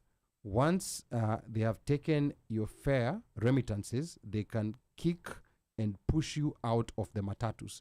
They don't give us a genuine voice and don't even allow us to vote or hold high public office. We're able to vote now. Yeah, we're able to vote, but of course that's something that's we need it expanded. We need it expanded to people in other areas. But yes, at least for the first time in the US, the last election, we were able to vote in a limited capacity. Now, Afro-Jamaican says it's possible. We have 3 million Jamaicans living outside Jamaica. It's possible. That's Jamaica, man. Okay, I don't know about Jamaica, but the Kenyan one, I just want someone to provide evidence, the numbers, of where these numbers are coming from, because the 1 million in US, we of course know that is definitely, there are no 1 million Kenyans in the United States. And if anyone has alternative proof, please feel free to share. And then Stephen JJ says, hiyo makes sense, wale wame travel na amenda nchi ya waba. Okay, hiyo hapo atuambie what waba means. And then Esther Mulusa says, can they use exit data from Jomo Kenyatta International Airport? There you go. You know, this data is available. There's exit data. There's data, you know, like within the embassies of people who are renewing passports. Then, of course, there's data from the State Department. And then Afro-Jamaican says, Jamaicans living outside will soon surpass Jamaicans on the island. And then Pablo says, where can one access this report, please? Which report? Yes, the Kenya Diaspora Policy. Diaspora. Yeah, the Okay. Kenya Diaspora Policy. I think, we have it in the group. Someone please share the I can do link. that. Let me Someone do that. please share the link in the comments so that people can download it. Although we know that Stephen JJ does not want to read those 35 pages, but at least download it. At least Emily download. It's gonna count something. Now, we want to go to before we go to this issue about creating a skills map, something that we've had sounds good on paper. Want to talk about the elephant in the room, remittances, which is like bus fare, matatu, like Esther Mulusa put it. So one of the things that the document says is that the diaspora support to local communities has led to improved welfare of the communities as well as cultural integration and diversity. I don't know exactly what that means, but it says this includes remittances in the last decade, which progressively increased from 1.1 US, that's 1.1 US million dollars. That's 1,170 million US dollars. That was back, I believe, in 2012, and then up to now it's more than 4,000. I don't know whether this comes to billion. Does this come to billion? Easy numbers, not confused. But I know this translates to 100 billion Kenya shillings back in 2012 to now around 671 billion Kenya shillings in 2023. And then one of the other things they said that, and that's why, I think that's why Washeke was saying that this document might have been prepared by ChatGPT. So they said one of the achievements that the 2014 one had was reducing remittance costs, but then this also appears in the 2024 one as they want to reduce the costs of migrant remittances. So They still want to continue reducing. They wanna continue you send reducing. more. So you send more. Yes. Okay. All right. Fair enough. Because and- after all, you guys were told don't come home, just stay and send. Yeah, and actually this is under an agenda from the United Nations 2013 Agenda for Social Development Goals, which advocates that by 2030, the cost should be reduced to less than 3% of the transaction cost of migrant remittances and eliminate corridors with costs higher than 5%. I think now these are like Asian countries and even other African countries. The cost is still high. So maybe that still needs some work. And then it says the government is working with different stakeholders to achieve low remittance costs and increase diaspora investments while enhancing the welfare of recipients. This is problematic. So this is also under the IGAD framework. IGAD is another regional organization. They talk about harmonizing remittance policies, and then they also have a list here of African countries that have the highest remittances. We have the highest being Nigeria at over $20 billion, followed by Ghana, over $4 billion, and then Kenya is over $4 billion, and Senegal is over $2 billion. I think there's some countries that are skipped. There's other countries with higher remittances. I think like Egypt, for example, I think, and Morocco. There's some countries in North African countries that might have higher remittances than us. But yeah, remittances. Panel. Well, I don't even know what to say. Omosh, let me start with you on this issue of remittances. Okay, sir. Okay, so as it pertains to the remittances, right? Yeah. I get it. I get the whole pushing for us guys to send. When I say us guys, I'm talking as a diaspora, not just folks in the US, but as a diaspora. To pende to spend, we are sending money. So I kind of see where they're coming from, and also that whole thing of reducing the costs of sending does make sense. And that can be, from a policy perspective, if they reduce the fees in Kenya, then that, or assuming then that cost would be passed on to us, then the fee for sending money would be less. But I don't think that the companies that are engaging in sending the money for us are going to give us that cost. give us basically the change in fee. Yeah. I think they'll keep it as profit because they're basically saying these Nyangaos are already used to it, so Yeah. we'll keep it. You know what I'm saying? But now there's competition, like, because Correct. remember, like 10 years ago, when Sendwave was fast, the It was only Western Union. In fact, the choice before And, that was Western Union and MoneyGram. MoneyGram, correct. Then Sendwave came into the game, and And now they- you and have they all changed these everything. other. They Yes. changed everything. But Sendwave is so far behind in terms of if you look at some of the new players in the game, exchange rate and so on and so forth, and even the services that are being provided. Sendwave is still struggling to even allow you to send money to a bank account, to do a pay bill. While these other guys, they're coming out and they are automatically, bam, you can do to a pay bill. You can pay, your light bill. You can pay all sorts of different things. By the way, my account was flagged by Sendwave. Oh, you've been sending a lot of money. It was flagged. Because you sent a lot of money. Sent a lot of money. B, you need to authenticate. There are certain things you need to authenticate. I've done all that. And C, it could be that whoever is, because what happens with those guys, they have someone in compliance. Wakwende. Correct. They have someone in compliance, and these people in compliance go through accounts. And anybody who was sent over, say 10K, Yeah. They will flag it. they're already going to flag you. And then there's certain things that they want you to do because they're being asked to provide for those things, to provide paperwork pertaining to you. Now, in some cases, before you answer, they will flag you, and it's kind of like their way of, it's like in the server room when you pull the power on the server, so that then now chaps start crying foul, then you know who's actually logged in, right? Or who uses that server. This is the same thing that these guys are doing. But Omosh, here's the thing. The issue with waiving Yes. was, in as much as when I try to send, Mm-hmm. tells me that something is not right, do what. Mm-hmm. I'll take a screenshot. Mm-hmm. I've taken a screenshot. And I'm like, so I get an email. So I respond. Correct. And I do not get a response from them. You got the email from Carol. I got an email from Sendwave. I'll leave it at Okay. that. Normally they say Carol. That's a text. Okay. Sorry. That's a text. Oh, email. Okay. Yeah. Email. Yeah. That's it. Okay. Email. Yeah. Nothing. I'm like, why? What's going on? What's the resolution? But thankfully, Mm-hmm. we have got other options. So I'm not stressed. Yes. I am not.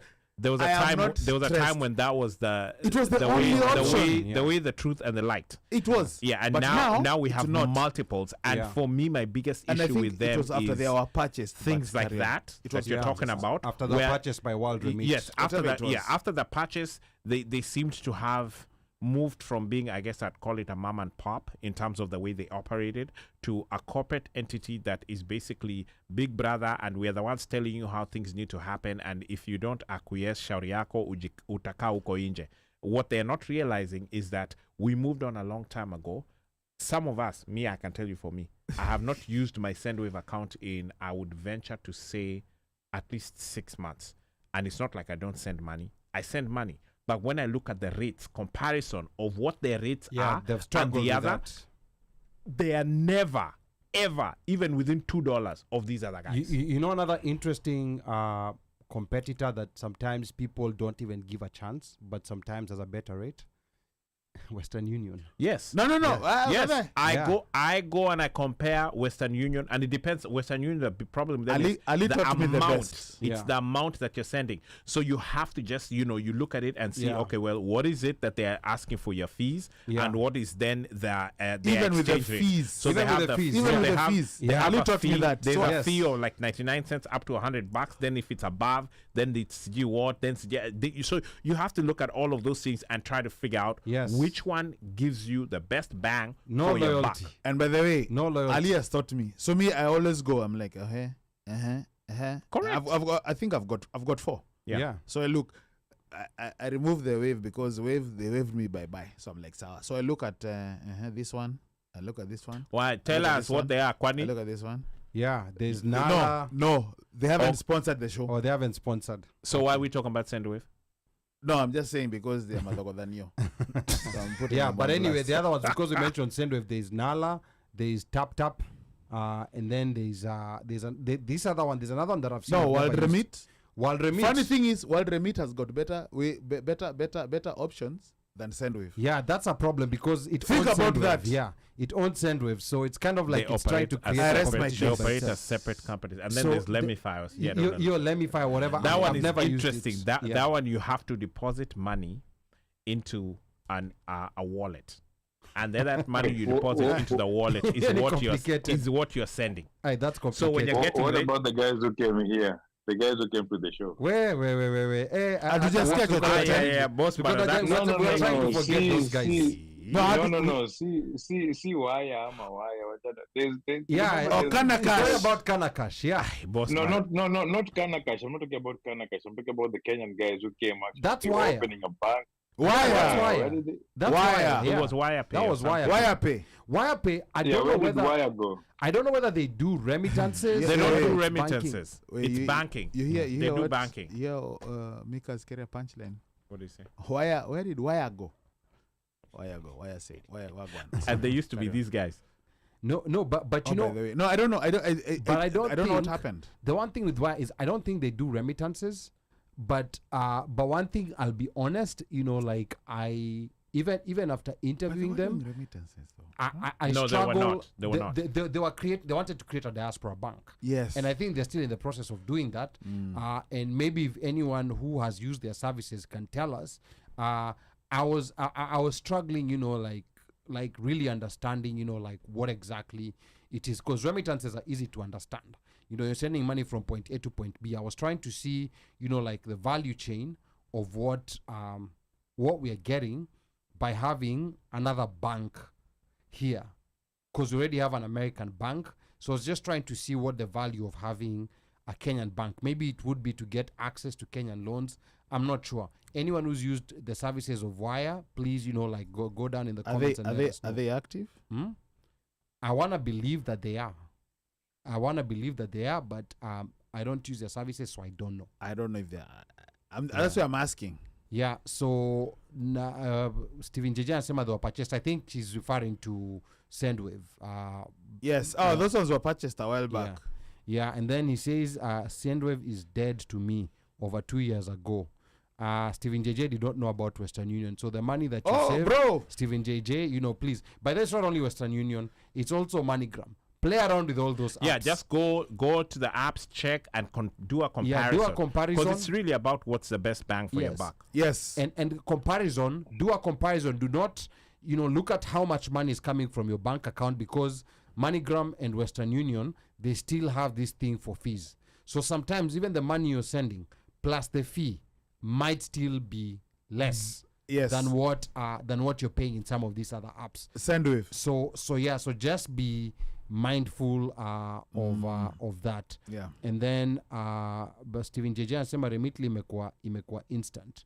I've not used a Remitly, but I've seen them advertising so much on my timeline. Mimi mwatumia wanakuwa na rate poa poa sasa. Well, yeah, they do. I They think it actually do. depends. No, they do. But It you depends. have to catch them. Yeah. You have to Initially, catch. when I used Remitly the first time, I got a really good rate. Then after that, it was like, you have to do like 2 days or 3 days. Sasa vile nataka kutuma nazifungwanga hivi. Unajua niko na simu kaa tatu. Naingia karibu kila hapo, naingia naweka dola moja nione gani kuna rate nzuri, alafu hiyo inakuwa the preferred vehicle of using that day. As in, nilienda kwa the school of Ali. Hii mambo ya nilikuwa loyal to Wave. Kuna But loyalty. nothing. I think Nothing. the last time I used Sendwave, hey. Zero hata loyalty. sikumbuki. Zero loyalty. And then they keep asking for, hey, well, I think one day they will ask me, can we come to your bedroom so that we can confirm with you? Yeah, because like, what's the source of your money? Send us a copy of your ID. Then I don't know what. Then verify this. And one time, I think I did talk to somebody on the phone, and I told them, look, I've gone through these steps before. I'm not giving you anything. I actually had to tell them, I know when you're doing data mining, and I think you've got the I deleted the app. data mining, and at some point they're going to. I think at some point they're going to start selling customer information to marketing companies and other companies. So for me, I've been like, the way you guys are asking guys to verify themselves is too much. That ukiangalia to the laws that you're saying you're due to certain laws. I Now, don't think those here's an idea. stipulated in those laws. Here's an idea to a tech. And if you become a millionaire based on this idea, reserve my 10%. Someone needs to build an app whereby you can just go in the app and it shows you a list for that day. You know, like it shows you all the apps that you can send money to Kenya. Maybe not even only to Kenya. You can select country, Kenya. You know, like I want to send $100. Give me the amounts that these 10 different sending apps are providing. So that's just an idea I'm throwing out there, you know, to people who know how to build apps. I think that may simplify the job for people who don't want to go into multiple apps. Now, another thing, you know, like outside the remittance part, and this is something that you probably had before, consolidation of diaspora information. So this is part of what also the Kenya 2024 draft policy says they want to do. And yeah, I mean, what it defines as consolidation of diaspora information is currently, it says currently, platforms through which the diaspora can access fundamental information are fragmented. The government is therefore committed to ensuring that critical information for the well-being of Kenyans living in the diaspora is consolidated and availed, especially on areas such as welfare, skills, and technology transfers, and the remittances, among others, to inform policy and decision-making. Panel, have you guys been having has this been an issue that has been making you guys have sleepless nights, that now it's in a policy document? Uno Mike. Let me say this. No. And simply because I think when it comes to matters diaspora, and by diaspora, let me just say, let's say, for example, let me break it down as a subcategory, the US. We really don't matter. The only time we matter is when we can fundraise, we can send monies. That is it. It's a good thing that now we are able to vote. It's a good thing. But, and I'm sure most guys have experienced this. There are guys who, high-level politicians who come over here, you hang out with them, whatever. We don't matter, ama pia si tuko na expectations that we really have to cap down. No. Maybe tuko na high expectations. No. I don't think. No. Let me finish. It's not a matter of having high expectations. I don't think we have that, because the only expectations that we want, for example, are if my mother goes to the hospital, she can access health. If she wants to be processed or to be given a scan or whatever, you don't ask for 200,000 deposit before she's even admitted, and then to be scanned, and then you're charged 150,000. No, just go ahead and scan. I think we don't have that many high expectations. We just want some things to work. There's certain basic things we want to work. Just certain basic things. And by the way, it is clear, even sometimes when we discuss about certain situations here, I want to go, if I lose my license, I just want to go get my license, na kaende. If I'm looking for land at a certain place, can I just go in? If this land is not available, can I cross-check to make sure that it has not been tampered with? It is simple. We're not asking for big things. But I think saa zingine tutachukuliwa wajinga sana. And then the problem is, like, the people who supposedly kiss up to the folks are the ones who are called for those small meetings. Yeah. And those are the idiots that who get, let's say, first dibs, because when those idiots who are in higher powers come in, those are the ones that are catered for. So that is the guy you can call and say, "Hey, by the way, you guy, I'm looking for this Sasawa. You know what? I got you sorted." But by the way, the president is actually coming to the US on an official state visit, invited by the White House. Good for him. And what's currently happening is people are already being called. Like those they want. It's already happening. You know, like so you have to be on that call list. you have to be on the call list. And that's what I'm saying. Yeah. I don't think, like, for us, it's not a matter. How many times have we socialized or been in the presence of guys who are, let's say, of power or politics, and we show them, like, you know what, it's we don't care. Like, we're not awed. We're not enamored by your presence here. But now you see most people out here in the diaspora are not enamored, but the people who show this enamorment, and I just made up that word, are those people who go kissing up to them. And this is where 100%. this is where I advise, like my diaspora friends sometimes, and they sometimes target people who are not necessarily, like so much in the political space, so that when they go there, they don't start causing problems. And people sometimes are excited, like, oh, I took a picture with the president, or I took a picture. They get excited over that moment, and then these moments are captured, and then these moments are beamed on the media, and they say, look at people in the diaspora. They are so happy with the president, and they are so happy with the 2024 Draft Diaspora Policy. But basically, By the way, that's exactly what's going to happen. yeah, that's what's going to happen. No, 100%. That's what's going to happen. They're going to Yes. choreograph those spaces. But I think, like, it's up to us to figure out, like, who are these people who are being invited, and maybe just try to talk to them, because there's some who are political operatives. Those ones we can't help. But there's some who innocently get caught up because you have a large following, or because you're popular or known. They want you there, but you go there innocently, not knowing that they probably want to use, like, maybe an image and start portraying that, oh, even the popular people in diaspora love the president. Yet all these other issues that we've been deliberating on for years are the last priority in such events. 100%. And by the way, the comments are lit. But, to add on to what you were saying, again, saa zingine ni kujaribu kujipendekeza to the powers that be. Well, And that is always has been that is our not Achilles heels, but saa zingine tunapendanga hivyo sana kujipendekeza kwa wale watu, like, oh, mheshimiwa amekuja, mheshimiwa amekuja, Kenny, let us show him respect, stand up or whatever. And you're like, yo, bro. yeah, and that's what needs to end. Like, these people need to come. If they're coming here, they're coming for business, and But like, they will not. we give them the points, because I think for as long as they're coming here, and we still have those crowds, of people, like, dancing and so happy and taking selfies with them, I think that's the problematic part. And in addition to that, because now those people are they're the puppets, they're muppets, they're being handled, the strings or whatever. Those are the persons who probably get.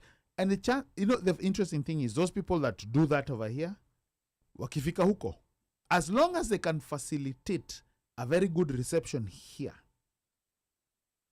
let's say in the US, you can facilitate a good reception, you're received, you make sure that we are received well, and the information coming in, or that will trickle back, we were received well, we were treated well, people loved us, we shook hands, we had photo ops, whatever. As long as you can get back, you'll not have a hard time. Not to say that you're going to get access, full granted access. Yeah. That is 100%. Yeah. That is a problem. Okay. Now, The comments hapa mazezi ziko moto. yeah, nani Steven JJ anasema hiyo school of Ali chonjo. So hizi ma one-liners za Steven JJ sometimes unafaa uweke definition. Chonjo. Yeah. Unafaa uweke definition hiyo school of Ali ndo gani hiyo hapo. And then Benakech says, why I found I met President Ruto and his deputy 2 days ago.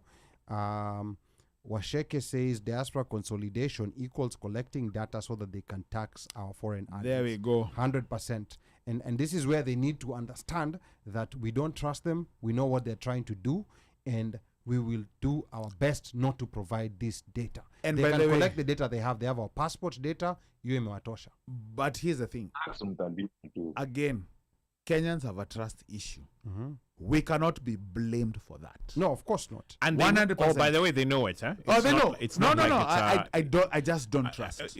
yeah, I really would like to know what's going to happen. If you told me that there's going to be a neutral third party that's going to get this information, I'm sorry, and I will not trust it. Hold on, and maintain it, because again, when I look at the creating a skills map, I understand where this is going. It's good to know what type of skill set we have, and the backside of it to me would be, I would want these people not only to be tracked in the diaspora, but in case that there's opportunities for those skill sets for folks to go home and enhance, then I think that would make a lot of sense. Because the reason I say that, hold on, is because there's a lot of times we have expats who are being hired from here to go work in Kenya. Yet we have Kenyans who have those same skill sets, if not better, either A, in Kenya, or B, here. But they'd rather hire an expatriate from this side to go to Kenya to do that job that one of us can do. Now, my case. And Omosh, I agree with you on that, because if you look at map, what the Chinese and the Japanese do, is usually they come, and when they send their students here, they usually send the students here to come and learn. And most of those students go back, even if they stay here, they will, or they know that a percentage will stay here, but then a percentage is going to go home, and they don't have that brain drain. But in Kenya, is like, if you're learning that skill map, what are you doing with that skill map? Are you planning on how you're going to encourage more people to come to get that? Or how is that skill helping? All those doctors, all these young doctors who are graduating from school, all these engineers, how are you going to make them, how are you going to use that skill to help Kenya? Because that is the only way on how you're going to improve that, the economy of that country. Like, it's, if you, trade is the biggest thing, is the biggest foreign exchange right now. And trade right now that is coming, that the world is doing, is not trade that is done na kuuza vitu kaa sokoni ama nini. It's based on innovation, science and technology, what like advancing and how you're making it. Something like a country like Dubai depends on vibes. Like, the innovations that they've done in that country is also attracting tourists to that country. That's what you're supposed to do in Kenya. How are we using this skill set? Are we going to use this skill set just to know people are there, so huku tutakuwa tunapata tax mingi juu watu huku kufanya kazi ziko hivi? Or are you going to make this skill set tune your education or tune your development agenda in knowing that we have a majority of software engineers out of the country? If they came and we created the hub whereby they can work from here, then we are going to create more jobs, create more industry, build an industry that can be exported outside of the country. But now, but now, Mika, you wanna know one interesting thing is that this skills map thing, it used to work. You know, a lot of people don't know this, but here's the thing: people who used to go to India in the 70s and 80s, they had jobs ready waiting for them. I mean, of course, those days there was not too many people in universities. People in the universities in Kenya would get hired straight out of campus. You know, there was one person who was once being interviewed. I can't remember his name, and he said, you know, like when he was arriving, there were agents from. He went to study something to do with insurance in India, and there were, you know, like officials from the company who were at the airport, like hata hajafika Kenya vizuri, waiting for him and telling him akuje interview, you know, like there's a job ready waiting for him. A lot of people used to come from, that's why people used to go back from people who would study in the US. That's why people would go back. So this thing at some point used to work, but then it kind of fell apart. And then right now, this was mentioned also in the 2014 Diaspora Policy. I think the question that they need to figure out is, tell us, the map, the skills that you collected 10 years ago with the first draft policy, how many people have you hired from the diaspora? Because I would not recommend you go, you know, drop your information, you know, like there, and then the next thing, you're seeing all these real estate companies in your inbox advertising mafroti. You know, they want to sell to you. You wonder how they got your information. You know, now these people are getting information from diasporans. You're getting random messages. Yeah, the text messages are coming randomly, fast and furious, telling you kuna kaproti, sijui nini, and you're like, I don't know who this person is. I don't know this person. We are not even in a group anywhere. I've never seen this number. So Yeah. you know, like I don't know exactly where, you know, like this information is coming from. And then Apa Washeke says it used to work. Several of my uncles are engineers and they studied in Russia in the 60s and 70s. Yeah.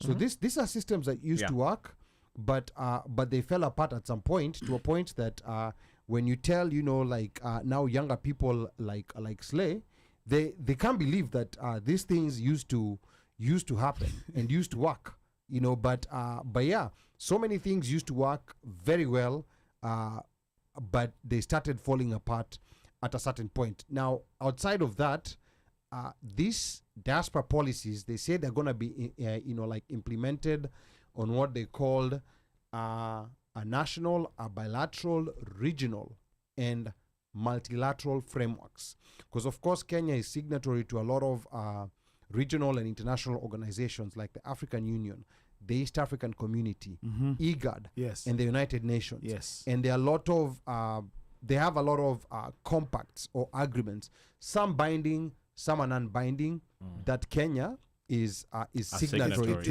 Is a signatory to. Yeah.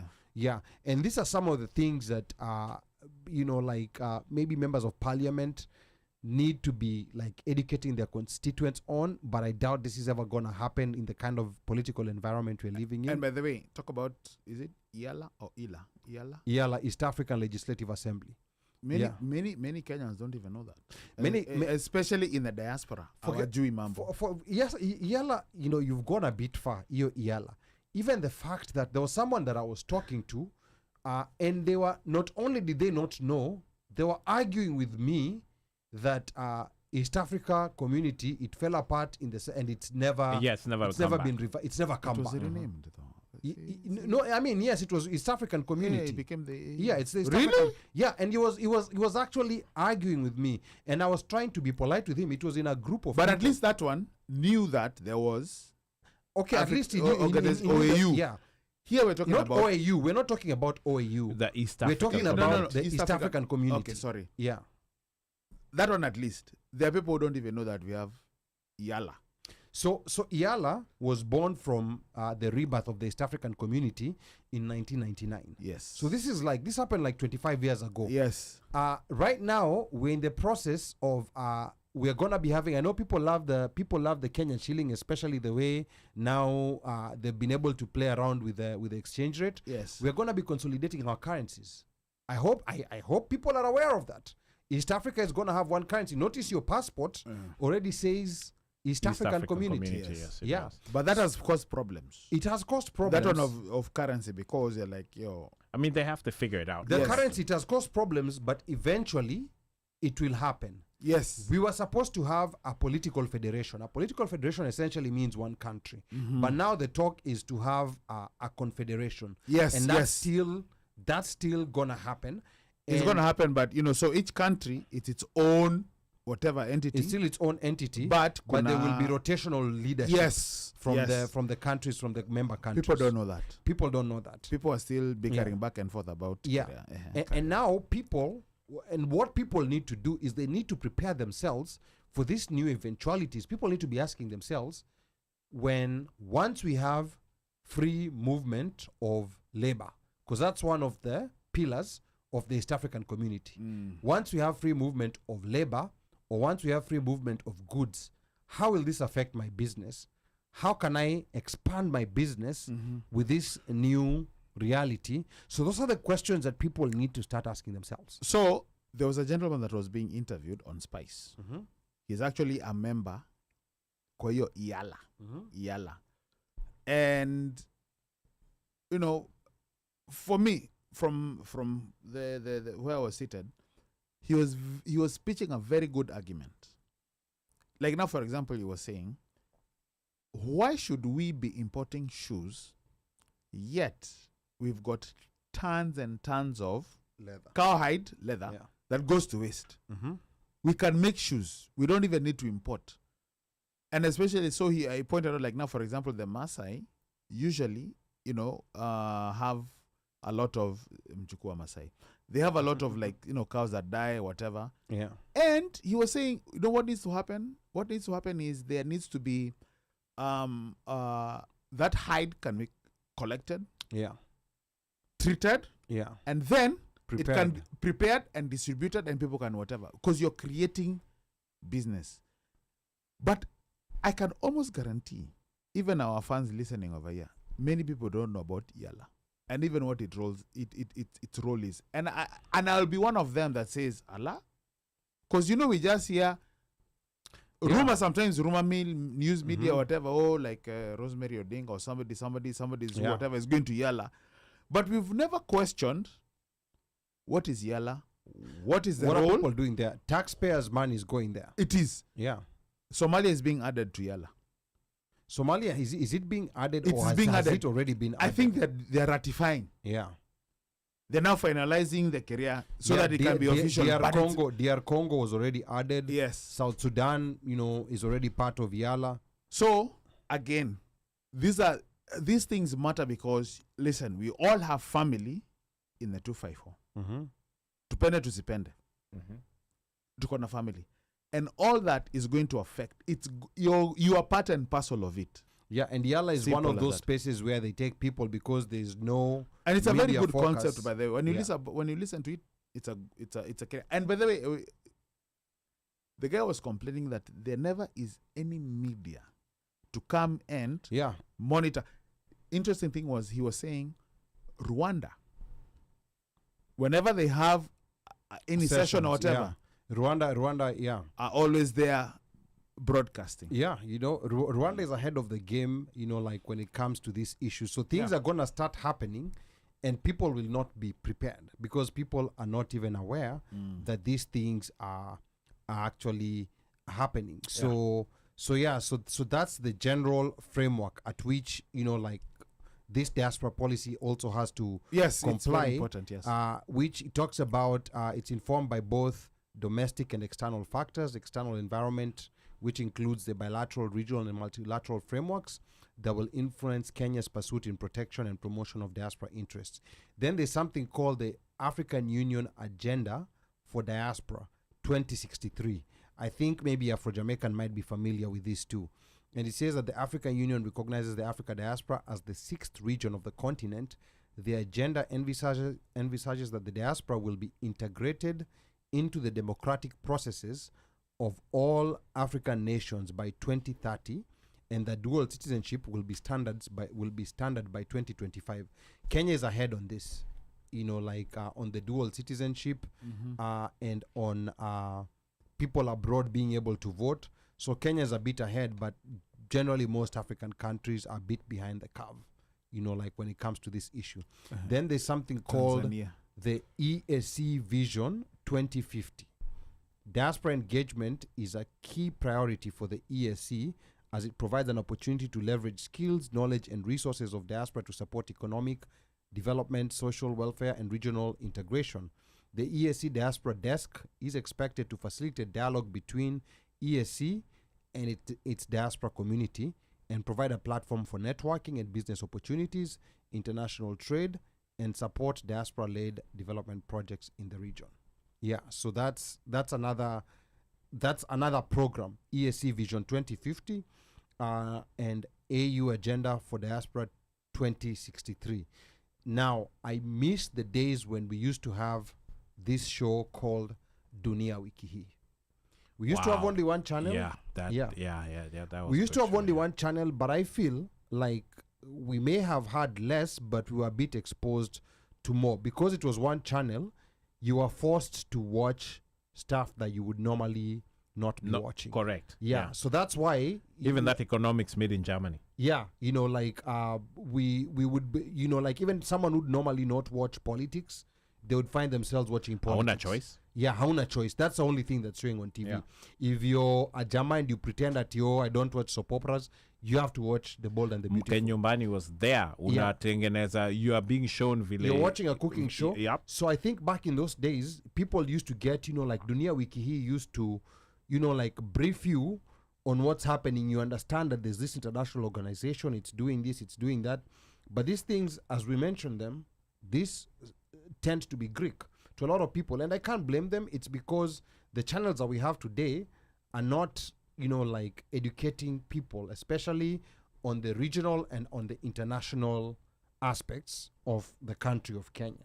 So people don't have an understanding. So once ESC, fully integrates, and then you have people from DR Congo, Somalia coming to seek jobs in Kenya, and then watu wanauliza mbona hawa wanakuja kutafuta kazi Kenya? We are like, because we are signatories to this agreement, and now we are one region. Now they can all come and work here. But now you have to sensitize the population to understand that. But does the government do that though? So that's and that's the problem, because even somebody here is saying hey, easy. So Pablo anasema Kenya's media gets its Madhogodhanio news from X. They don't have the seriousness to get informative information from Yala. Washeke says, and they copy word for word. They don't even try to hide it. Drukimani has added Mamboleo. Yes, Mamboleo, that was another show. Yes, that was a good show. Yeah. And then Pablo Nzengu Tushauriane took over from Dunia Wiki hii. I think there was still Dunia Wiki hii. It was still there. Any joke. I think he's just saying, but that thing was banned by episode 4, so I don't even know. No, Tushauriane wasn't banned. It was Usiniharakishe. Usiniharakishe is the one that was banned. Tushauriane. Which one? Usiniharakishe is the one of Dennis and Nani? No, Dennis and Esther was Tushauriane. Yes. Tushauriane wasn't banned. Usiniharakishe is the one that was banned. No, Tushauriane. Okay. Was it Dennis ama ilikuwa ni Joe? Ilikuwa ni Joe na Esther. Was it Joe?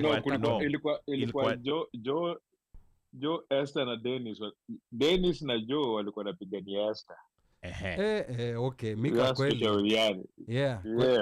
Yeah, kweli Mika liwatishwa. How long was Tushauriane? Then there was a killer called there was a killer called Jairo. There was a killer. Ama Jairo alikuwa kwa Tausi. Jairo alikuwa kwa Tausi, alikuwa kwa hii inspector sikujua. Tahamaki. Yes. Jairo was a killer. Sikuona. Excuse me, mna confuse Slay na Washeke. Okay. Drukimani knows two names, Joe Mwamburi. Okay. Yeah, people hapa kweli. Ameenda Manyu. Hapa throwback, serious throwback. No, Joe alikuwa anajaribu palia wezi. Washeke anajua tahamaki. Wewe. Dennis ndo alikuwa na force. Okay. Dennis ndo alikuwa na force. John ndo alikuwa mwenyewe. Dennis alikuwa na force juu. Yeah, Dennis alikuwa na force juu anajua wazazi. Washeke anajua tahamaki. And then hapa Steven Jeje anasema you have to choose the educational ones, and if you do, unaanza kutafutiwa makosa. And then Pablo says, look at why Al Jazeera had to leave the US market, because there's no seriousness with interrogating real issues. So much. That is very true. Al Jazeera. I don't know if that's really why they left. No, Al Jazeera. Okay, maybe there's a couple. Okay, I think so. I think policy. No, I think they wanachoma. They overestimated there was too much resistance within American media fraternity. Wanachoma. Go ahead, Mika. Omosh, do you have Alexa? One day, just wake up in the morning and tell Alexa, what's the news headlines? And then Alexa does pretty well. Itakusomea headlines za Reuters, za BBC, za nini. Alafu itafika kwa za CNN. You'll feel ashamed being an American. You'll be like, any news? No, I know. It's so pathetic to a point where when it reads you the American stations one, like the CNN, Fox, you'll realize what Al Jazeera's news reporting is not consumed in America. It's not. Americans consume news in a funny way. What they call news, what they think, they're told what they want to know as news.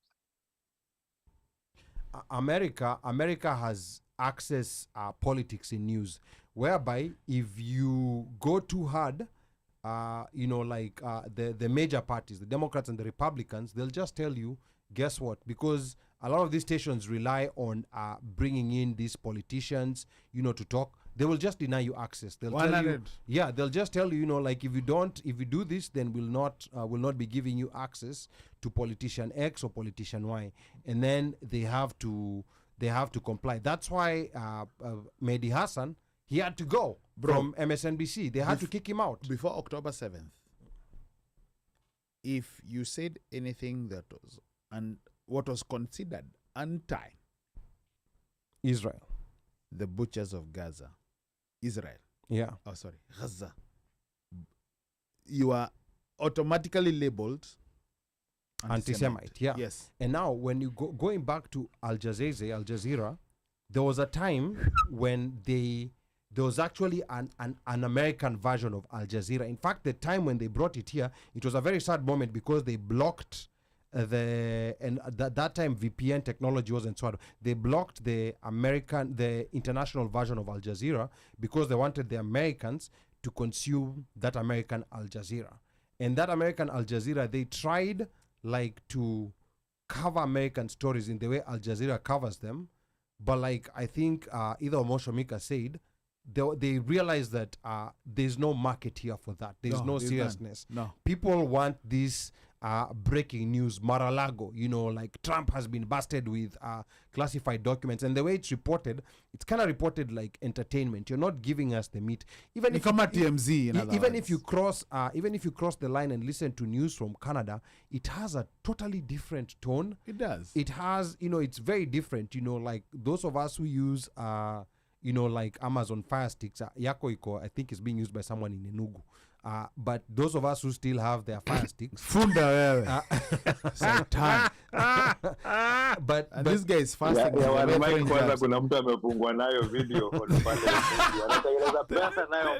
Yeah, they have. They watch soccer matches. Yeah, they watch soccer matches. Fight. But now, American channels even banned Russian TV RT. Yes, it does have some propaganda, but I'm like, why are you banning, like a whole, international media station? They banned RT from Russia. There's another one from Iran called Press TV. It's like Iran's version of Al Jazeera, also banned from the US. So they try to keep people here in some kind of bubble. Cocoon. Upper bubble, the upper. Yeah. And unfortunately, people don't even realize it. And that is why it's taken forever to really understand what is going on in Palestine. Mm-hmm. The genesis of what has been going on in Palestine.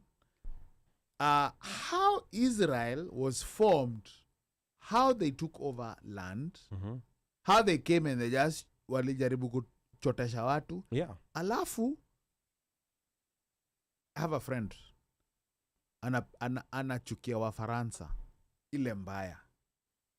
But I'm like, bro, umecheki vile beberu walifanya wa Philistine pale vile walifanya madhogodhanio, the Balfour Declaration, the Picot Agreement, whatever. Alafu wakasema, hey, like, have you seen, like whatever is going on is courtesy of the British. And then, and I'm like, where is the outrage? Here's the other problem. On the British. Here's the other problem, not to deviate too much away from the topic of the day. I know. But briefly. But I think, like Western, like style education, which is what we kind of adopted in Kenya. Yes.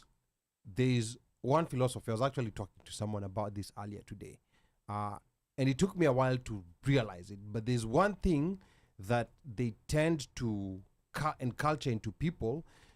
And this is like if it doesn't make sense to you, if you don't understand it, then it doesn't make sense. It doesn't make sense, yes. Yeah. It doesn't teach people that however smart you are, that there's a certain point that your brain will have certain limits. Mm-hmm. And you have to be willing just to keep quiet, listen, and understand. So you have to be full aware. So Western education doesn't teach you that.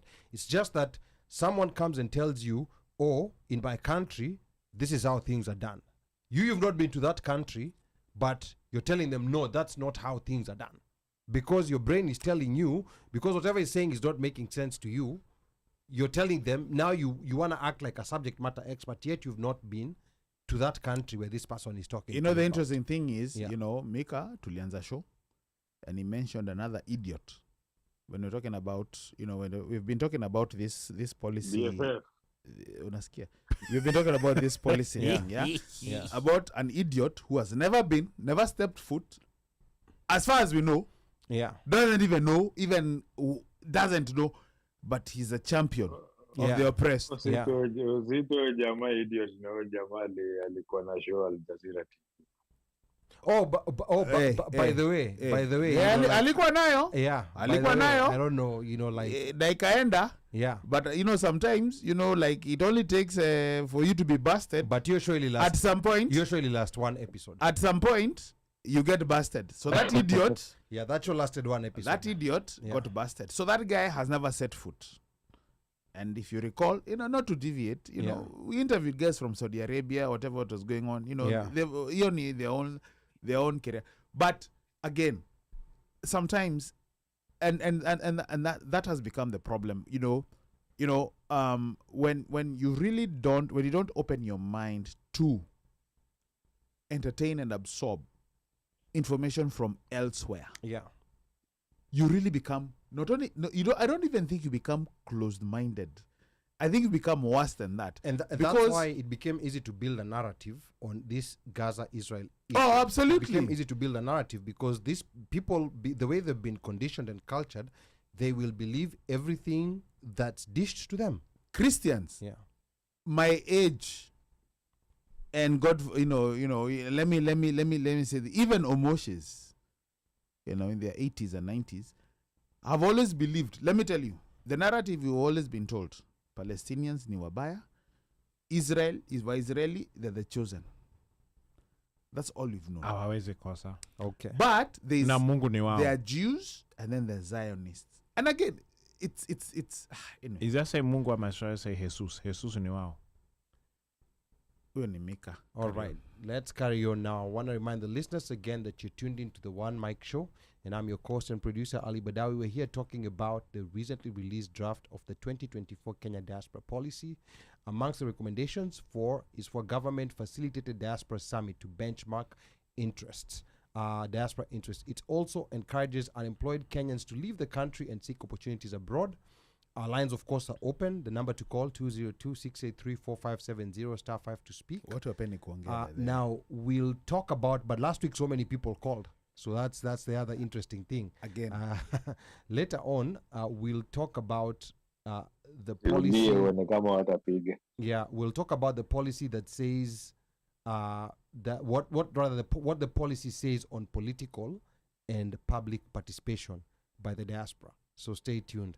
I don't know if you participated, but yeah, that was news. yeah, but the policy says something about that. So one of the things that I want to talk about right now, as we now come to a close, is job placements abroad. Now, the government of Kenya. Now, this is what the policy is saying now. It says the government of Kenya recognizes the potential benefits of facilitating the overseas employment of Kenyan citizens, harnessing opportunities for economic development, skills development, and international exposure.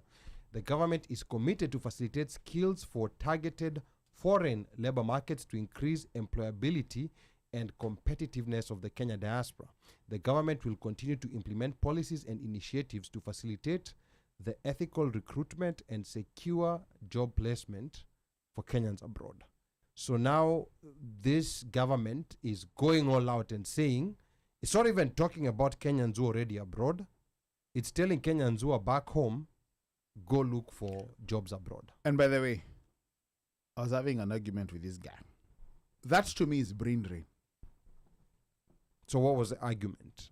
That my argument was that is brain drain, meaning that if the government is seeking to go out and look for employment for people within to go outside, Yeah. you're ideally saying you're looking for doctors, nurses, whatever. Kuna job huko nje. And Omosho was a counter argument. Yes. Well, my counter to him was that at this point, there's not enough jobs for all these qualified people. Okay. So if they're saying that they have opportunities outside, and what one Mike was saying was that the folks who are vested, the ones who have been working for a while, are the ones who would get these opportunities to go abroad. but that would open up a job locally that somebody who is locally available would be able to go for. That was my counter. But again, because the amount of people that we are producing in terms of graduates, in terms of people who have skills, who have these skill sets, is more than the jobs we have. So even if we cry until we're, orange in the face, it doesn't matter. The jobs are not going to come. They're just not there. They can't be created at the pace that we are churning out graduates. If you look at, let's say, each level of graduation, so we look at KCPE or whatever the new system is called. I don't know what it's called. The exam is going to be CBC. called. Then you look at KCSE, and then you look at university. And then along the way, you also have TVET.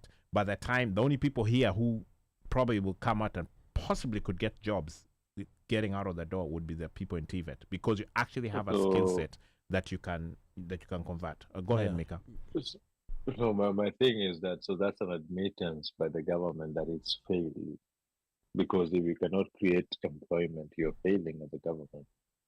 It's basically one of the biggest measures which governments are used to be measured with. So if we can openly say that we want our graduates, we want to register our graduates, and then we want to look for them for work outside the country for other people, it's basically you're saying natoa shida zangu napatia watu wengine. What's the point of it?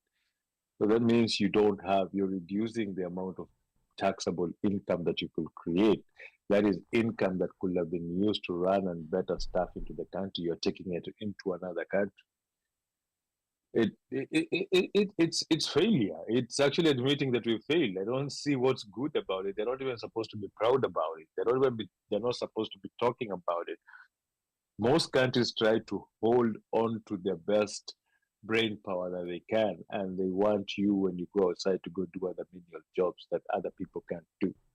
But no country really wants to take all their smart people and send them outside to go work in other places, develop other places, and then because of a few dollars in remittance, it's not the same. What percentage of your salary are you taxed over here? What percentage of your salary do you send back home? Which one would make sense? Wow. I mean, I think Omosh's position is the realist position of this is where we are right now. It's a situation on the ground. Yeah. No, it is where we are. Yeah. I agree with that. It is where we are. But for me, it's an admittance of the government of saying that this is where we are. We are not going to fix it.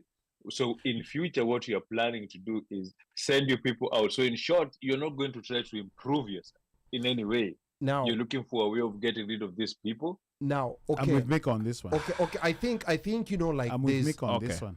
I mean, I'm seeing both sides. I'm with Mika on this one. I'm seeing both Mika's side and Omoshe's side. But here's the thing. Here is this is the equivalent of a parent saying, nimeshindwa kualisha. It is the equivalent of that. It's equivalent of saying nimeshindwa kualisha. Now you have to go. I'm going to send you to auntie so and so. I'm going to send you to auntie or uncle so and so, and you go live with them.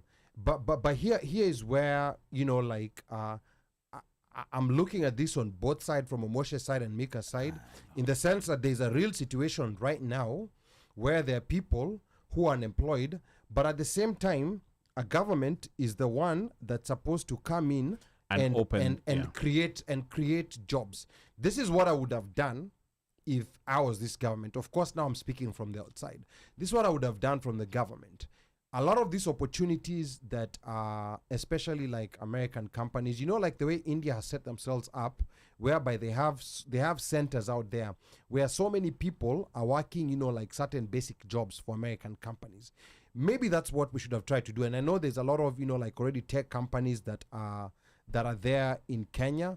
So maybe this should have been expanded so that they're we not can. there anymore. Yeah, there's some that have left, but this is where we can try to keep, because there is no. I don't think there are countries, of course, that have like a high number of migrant labor. Some of them because maybe they've experienced war, and some of them is because they have a very big uneducated population. That's what people don't realize. There's a lot of these Asian countries. The people you see going to work in places like Qatar, Dubai. Mika, you've been to the Middle East, so you know. A lot of these people from these Asian countries who are going to work there, these are mostly people who were not, like very well educated. And they can't even construct a word in English. Yes, but now you see the Kenyans who are going out are people who are educated. So that in itself is, I think, a very dangerous trend. You have people with skills like doctors and nurses. In Kenya, they say that there's a shortage of health workers. But how is it that we are saying there's a shortage of health workers, but we're exporting? But at the same time, we're exporting. So there's something someone is not telling us. And the numbers are not true, because even those numbers that you are being cited were not true about the people it's not even about the numbers. If we go back to Ali's analogy of mzazi amesema nimeshindwa kuwalisha, right? Yes. You will understand if your mzazi ameshindwa kuwalisha to a point whereby labda tuseme mzazi alikuwa anafanya kazi ya kuchoma samaki hapo nje. Na sasa imefika mahali amekwambia nimekufikisha university, niko na ndugu zako wengine nafaa kuwasomesha, wewe ndio utafute njia yako. Compare to mzazi ako na job poa, yo ulewa, lakini amekwambia I'm done, nimeshindwa kuwalisha kwa hii nyumba niendeni. And the Kenya is in the latter. The amount of billions that are being looted in that country, the amount of companies that are closing shop because the government is looking at ways of squeezing them, making taxes. Doing business for them is hard. It's so hard for them. They have to close shop. Those are people getting unemployed. Companies like TikTok have closed their offices in Nairobi, which they had huge offices in Nairobi. Wamezifunga kwa nini? Kwa sababu it's become unfavorable for them to work in that country. So it's not a matter of saying that you are making it unfavorable. You've come in, the amount of investors that were in the country have reduced because of your high taxes. Instead of making it favorable for companies to come in, as Alia said, remember Sprint was in Kenya, they had their customer service in Kenya. Like there were so many companies that had accounts from people, for foreign companies, and they would hire people. Now, Kenya is no longer seen as that. If you look at the technical ability of Kenya, Kenya has a very vast tech know-how. There are so many of these jobs and contracts that go to India and Mexico and Ukraine that could go to Kenya quite easily. We've never positioned ourselves in that position to say that we want to do this. We want to be able to give these young people this opportunity to be able to work out of Kenya, but we still work for you. So there are so many ways in which the government could have worked to help people, but it chose the easiest way. Tupeleke watu Qatar na Dubai, watengeze pesa ya haraka, tupeleke nurses Germany na UK na America, tutengeze pesa ya haraka, like the remittance keep coming. And then the number one thing is to figure out how can we tax these diasporas as they go out. That is going to be their end goal. How are we taxing these people that are going out? They're trying to do the Philippines way. I'm with Mick on this one. So for me, I really do not see how in this policy of theirs this is a good thing, because they're not doing it out of good thing. If we were coming out of war and we don't know how to repair ourselves, if we had a high population of people who haven't had basic education in Kenya, we will see stuff like that. If we could say that we cannot have peasants into the country, we do not have people who can speak English, who can hold customer service job. If we say that we had a citizenry that really could not be, didn't have the brain power to work in, then we could say that yes, we can send them out to this other country to do many labor jobs. Most of the Kenyans who are being sent to, because in the Arabian Peninsula, they go then they have to dump themselves down. You find somebody who studied a good course in Kenya and kwa sababu ya zile jobs zenye ziko hapo zenye za kupata haraka jiponda front ya kula, mtu ameenda kukua security guard ama ameenda kufanya front office kwa ofisi, na msee ako na degree, msee ana degree ya finance, msee ana degree ya HR ya marketing. I know. Because we've not marketed that brain power in a way whereby even if we sell it abroad, you're selling it as one of the best brain powers you can sell out there. So no, this is a very, very messed up thing to have in that policy. They should take, I don't know who put it there. I don't know who advised Ruto that, and there's a way he's going to start taxing the diaspora. I don't know how they think that they can just try and convince the diasporas to keep on sending more money for them. They have to figure out a way on how not to depend on this diaspora, because one thing is for sure, there's going to get to a point whereby even the people in the diaspora will realize they live to live their own lives. And remittance will go down. People will will forget about Maburoti. People will forget about investing back home. People will realize their dreams is where they are right now. When you get kids, you realize where you are is where you're living. Hakuna kurudi Kenya. And people will stop sending money as much as they are sending. And that I is can why assure you, to you guys compared right now, and when you came into this country, you are sending less money now than you were sending when you were here the first time. again, to support Mika's point, it's not about auntie ameshindwa kukulisha. If there's an auntie ameshindwa kabisa, hana ene, meaning mbele nyuma gutire nothing. Yeah. Huyo atasaidiwa. But this auntie ako na uwezo. Yeah. But ana skip and they're scheming. Yeah. That is our government. Is that simple? So it's that is easier. that is why I was saying it is easier to outsource. Yes. Madhokodhanio. It is easier to outsource. It is easier to look for jobs out there than to do the necessary policy work Thank to create jobs in the country. Thank you. Remember when Kibaki came into power, like Kenya was in a very dire situation economically, but he was able to implement certain policies which within a very short time we were able to see the change. Thank you. And I think that's where, like when you fill your cabinet with politicos and political heads, now when it comes to actual work, nothing. There's nothing. Yes. There's nothing that can be done. So now you start seeking, like shortcuts of how do we get, away from this. It's like tire imeisha. Instead of working to get a different tire, unataka kuweka ile inaitwaje, that thing that people in Kenya bandika on a tire that is worn out, retread. Unaenda unaweka retread kwa tire. And it's still gonna fall apart at some point. But that's something that I think is problematic and that needs to be. There's so many things, just to finalize on that point. I think and the argument, and we, I know we are just going through what the proposal is and what is going on, but again, I will still support the fact that for me, whatever they are doing is supporting brain drain, so that they can reduce the amount of responsibility that they have within the country to support vis-a-vis structures, vis-a-vis like now what's going on with the doctors, the nursing strike and whatever. They don't want that. They want less of a problem. But I think they'll be adding more of a problem, because the more, let's say for example, if let's say Omosh is a certified, like is an RN or a BSN, akona masters or whatever, na naenda Botswana. Yes, the position is vacant, but somebody coming in will fill it in. But however, there are other mitigating circumstances. Like now, for example, pay. Right now, what is going on with the KPMD strike? The Kenya doctors, whatever. One, interns are not being paid. Two, they're not being absorbed. Three, whatever agreement, whatever MOU that they had is not being fulfilled. So chances are that these guys are gonna look elsewhere for means of trying to get fend for their families or whatever. Now wataenda, and the problem will still remain. I will persist. Yes. Yeah. So Stephen JJ says the future is now watoto. We are sending the smart ones out.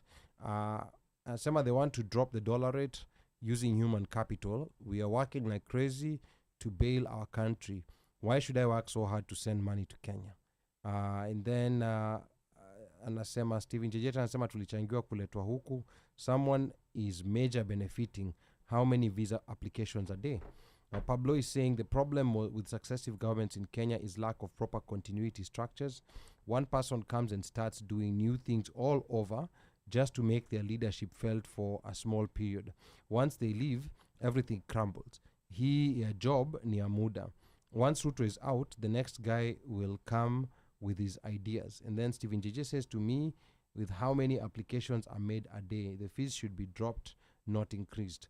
So here's another interesting thing that that Pablo is talking about, where when everyone new comes in, they want to overturn everything. I think, like in our next phase of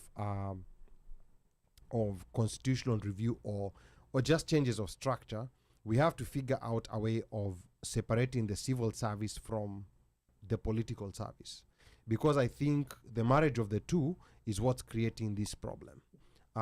If you go, for example, like Department of Labor, or like any department here, or the Treasury, you will find employees who've been there for 25, 30 years. 100. Regardless of president. Yes. But what tends to happen in Kenya is that whenever there's a new president, even those structures that are not political, people tend to get replaced. Especially the leadership, they tend to get replaced with new ones. You lose institutional knowledge, you lose so many things, you're starting from scratch. And some of the people who are coming in maybe don't even understand how that department works. Mm-hmm. So that we need to figure out a way of divorcing the two. Now, you notice in America, the economics, the people who make decisions on economics, that's the Federal Reserve. They are totally divorced from politics. Like even from president to president, you rarely find, like the guy who's the Fed chair right now was the same guy who was Fed chair during Trump. Yes. Remember Alan Greenspan went across a number of presidents. Yes. So there's something that they understand that but there needs to be a divorce of politics from certain aspects. And also, in other words, the system that has already been set in place works. It doesn't matter who comes up top. Yeah. But here the structure works. If you mess up, just know you're going to suffer the consequences. Yes. So if you can be there for 30, 40, 50 years, if let's say, for example, Omosh was the guy who was running the department, meaning, so he makes sure that whatever the law stipulates or whatever is up here, he makes sure that everything functions. That is fine. Omosh chucks. Ali comes in, atajua. The same structure is going to work. Yeah. That is it. So again, these are just things that if they're not fixed, we unfortunately will be back But here. that is not in Kenya, though. That's what I was going to say. It is not in Kenya. Yeah, it's not there in Kenya. It's not. Now, the other issue that came up also in this document was participation in elections and public participation. So it says the government, and this is where Mika earlier was saying, that there was very few lines about this in this whole 35-page document, which already tells you where the government's mind is. It says the Diaspora Policy 2024 was developed through a highly participatory and consultative approach involving all the key stakeholders. The policy applies to the Kenya diaspora, the government, private recruitment association, the private sector, non-state actors, and development partners. So they say this was highly consultative. Clearly from, like what we got from the people here before, nothing. We don't know. Because even us, this document also caught us by surprise. It was dropped on us like a new CD, like a surprise CD from Beyonce. Like a surprise album. These days they stream. Yeah. No, but sometimes they stream. These days they stream. They do stream, but they still drop albums on the streaming platforms. These days they stream. Just admit that tuko nyuma. Ndonasema. Mfuko ya. Yes. Ndonasema. Jeans. They drop albums. There was a time Beyonce dropped a surprise. Or was it Beyonce? Yeah, dropped a surprise album. You tell us. I don't know. Yeah, that no one had. No one had expected. It wasn't a CD. It was a stream. It was a stream. Okay, so it was a stream. Hata gari yake haina CD player. Na bado ameinsist na CD hapo. Bro. Oh no, the Hyundai still has a CD player. And MP3. Boss. Hiyo ndio gari. Okay, sawa. Okay, let's. Yeah, anajaribu kuchapa no, chenga. umeona vile ameketi na Anajaribu hiyo. kuchapa nini, lakini tunajua Yeah. is regular day. And since you umeenda hapo, so let me just welcome some folks to the show. Wamekuwa wakipigana hapa YouTube sana. Annette, karibu. Yeah, and you've been lazy on the YouTube Mwaura side. Muroki. Yeah. No, guys have been over here, but yeah, Annette is complaining about being, first-gen children, under 18, and, and second-gen diasporans who feel extremely excluded from, she said, this conversation. She's like basically saying that they face many obstacles when trying to return, especially when it pertains to paperwork.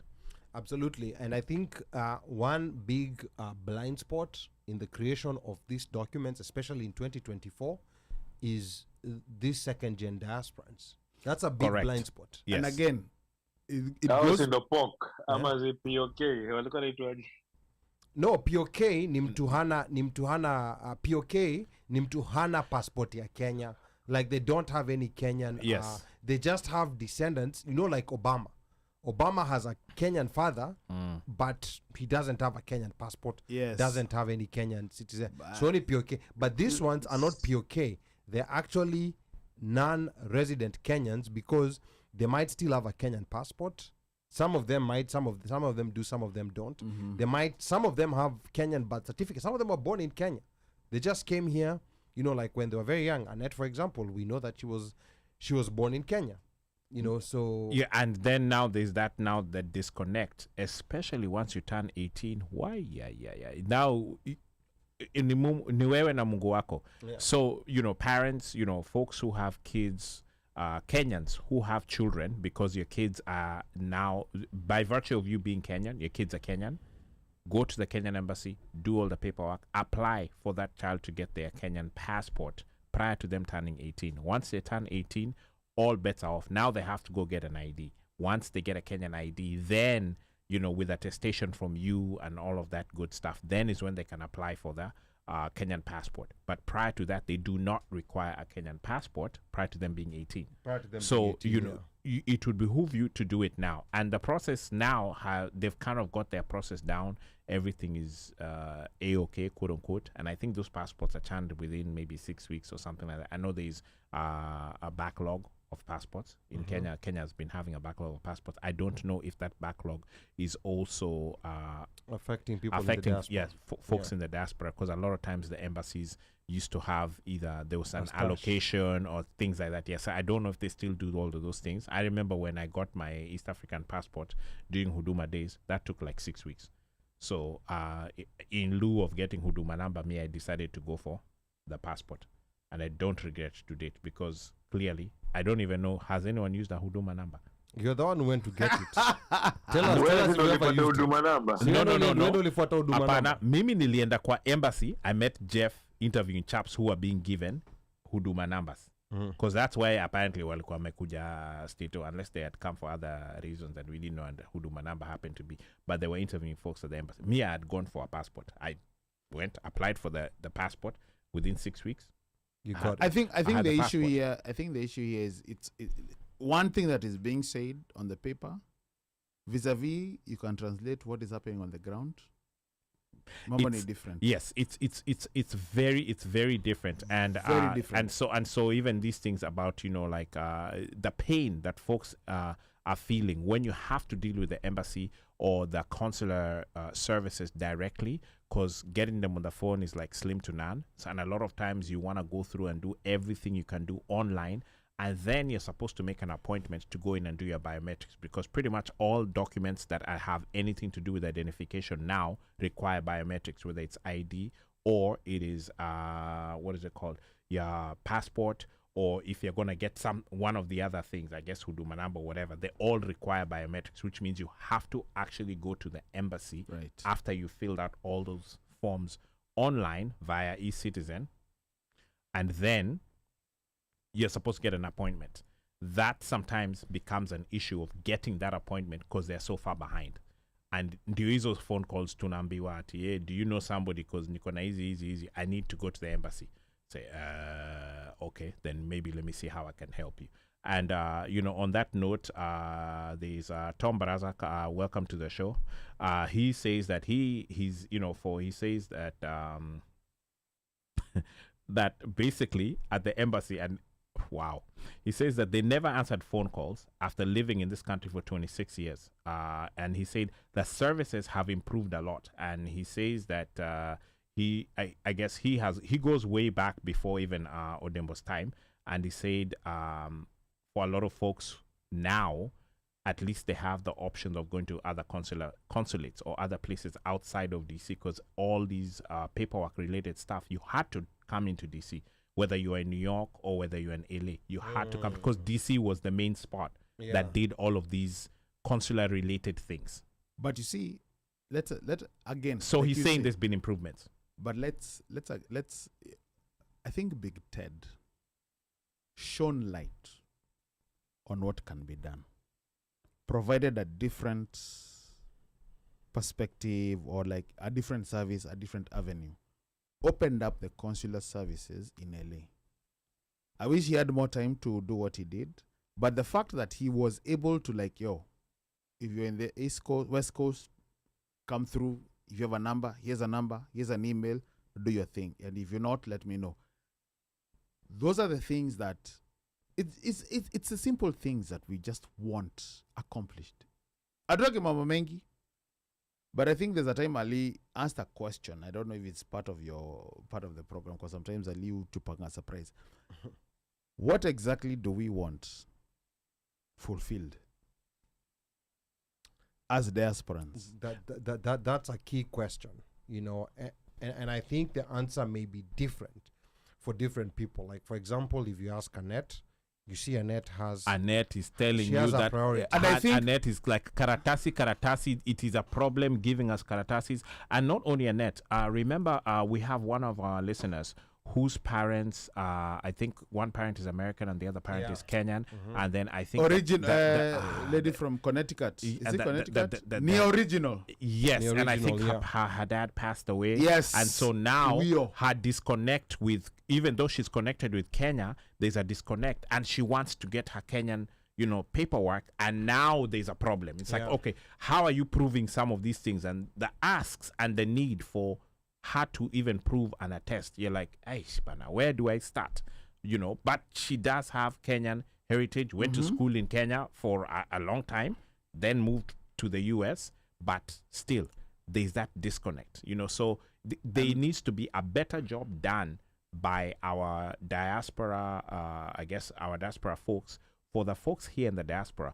Then the one thing I've not seen here, those forms are very difficult to fill out. I don't know about you guys. They're outdated. Those forms, even the language they use, you're looking at that thing and saying, okay, Anwani, Gina, Nini, I don't know what. And then the way they put it, you're like, okay, this Swahili, it's like somebody, even the translation that these things are not, the math is not math. There needs to be, the forms need to be updated. They're using very old formats. Correct. When, you used to have people. Public participation. Yeah. Remember that. Yeah, I know, but this is where they said, this policy document was built through public participation. But clearly, a lot of people, at least as far as the little circle that we have here of people who are listening to us, no one, if there's somebody here, I don't think anybody has said they saw this document prior. Maybe we had some people who may have had leakage, but prior to us bringing it up and then starting to talk about it, and has anybody or any one of our listeners, were they ever approached prior to this document coming out and they've seen something that they said, or that they were participating in a church group, in a baraza, in a sako, at Uncle Nani's house, maybe in Essex before the bridge fell down, pale watu wakichoma nyama? I don't know. I don't think, sorry, one mic, when you are wearing your t-shirt and wearing maybe Mwaura was part of these chaps who are participating before he crossed the bridge. Mwaura will come looking for you. It's okay. He's now over here. Not only public participation, the government also said that it seeks to promote the participation of Kenya's diaspora in democratic processes in the country, including participating in presidential elections and public participation, amongst others. So we'll give them presidential elections. But you see, and this was just like a one-liner in all Boss, these 35-page this documents. and I say and I repeat, Ali, these things that they're saying that they are doing, it's almost like some parts were done and then they're like, okay, oh Let's wow, stick it we, here. we did this. Tupa is on Dani.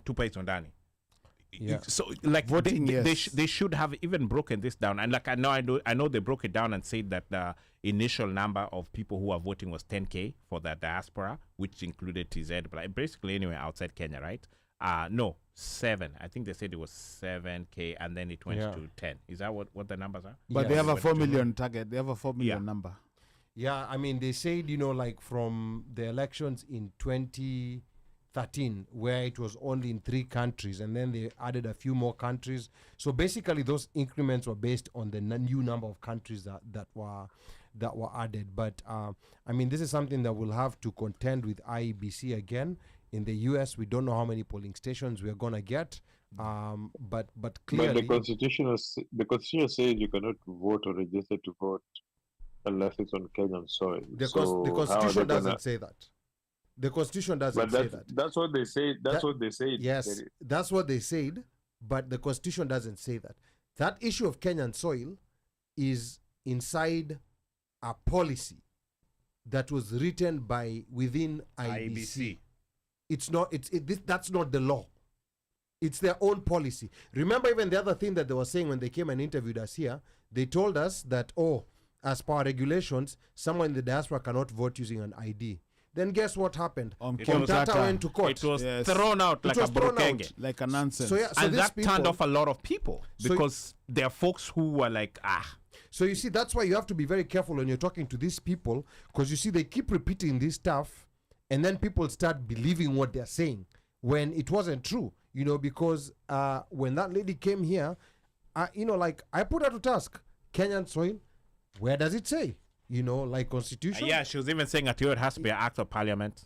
No, The parliament yeah, has of to course, vote. they have- they will Parliament, always- they Parliament will- has to vote on it. they will but they always have do their that. own IEBC related policies of how they do things. Yeah. And that comes from parliament. Yeah, and you see the policies. Yes. No, the regulations. IEBC policies are So IEBC IBC policies. They are policies- not regulated by parliament. So what's regulated by parliament is general, but the policy now has to be created by the body, like internally. But of course, the policies have to be in line.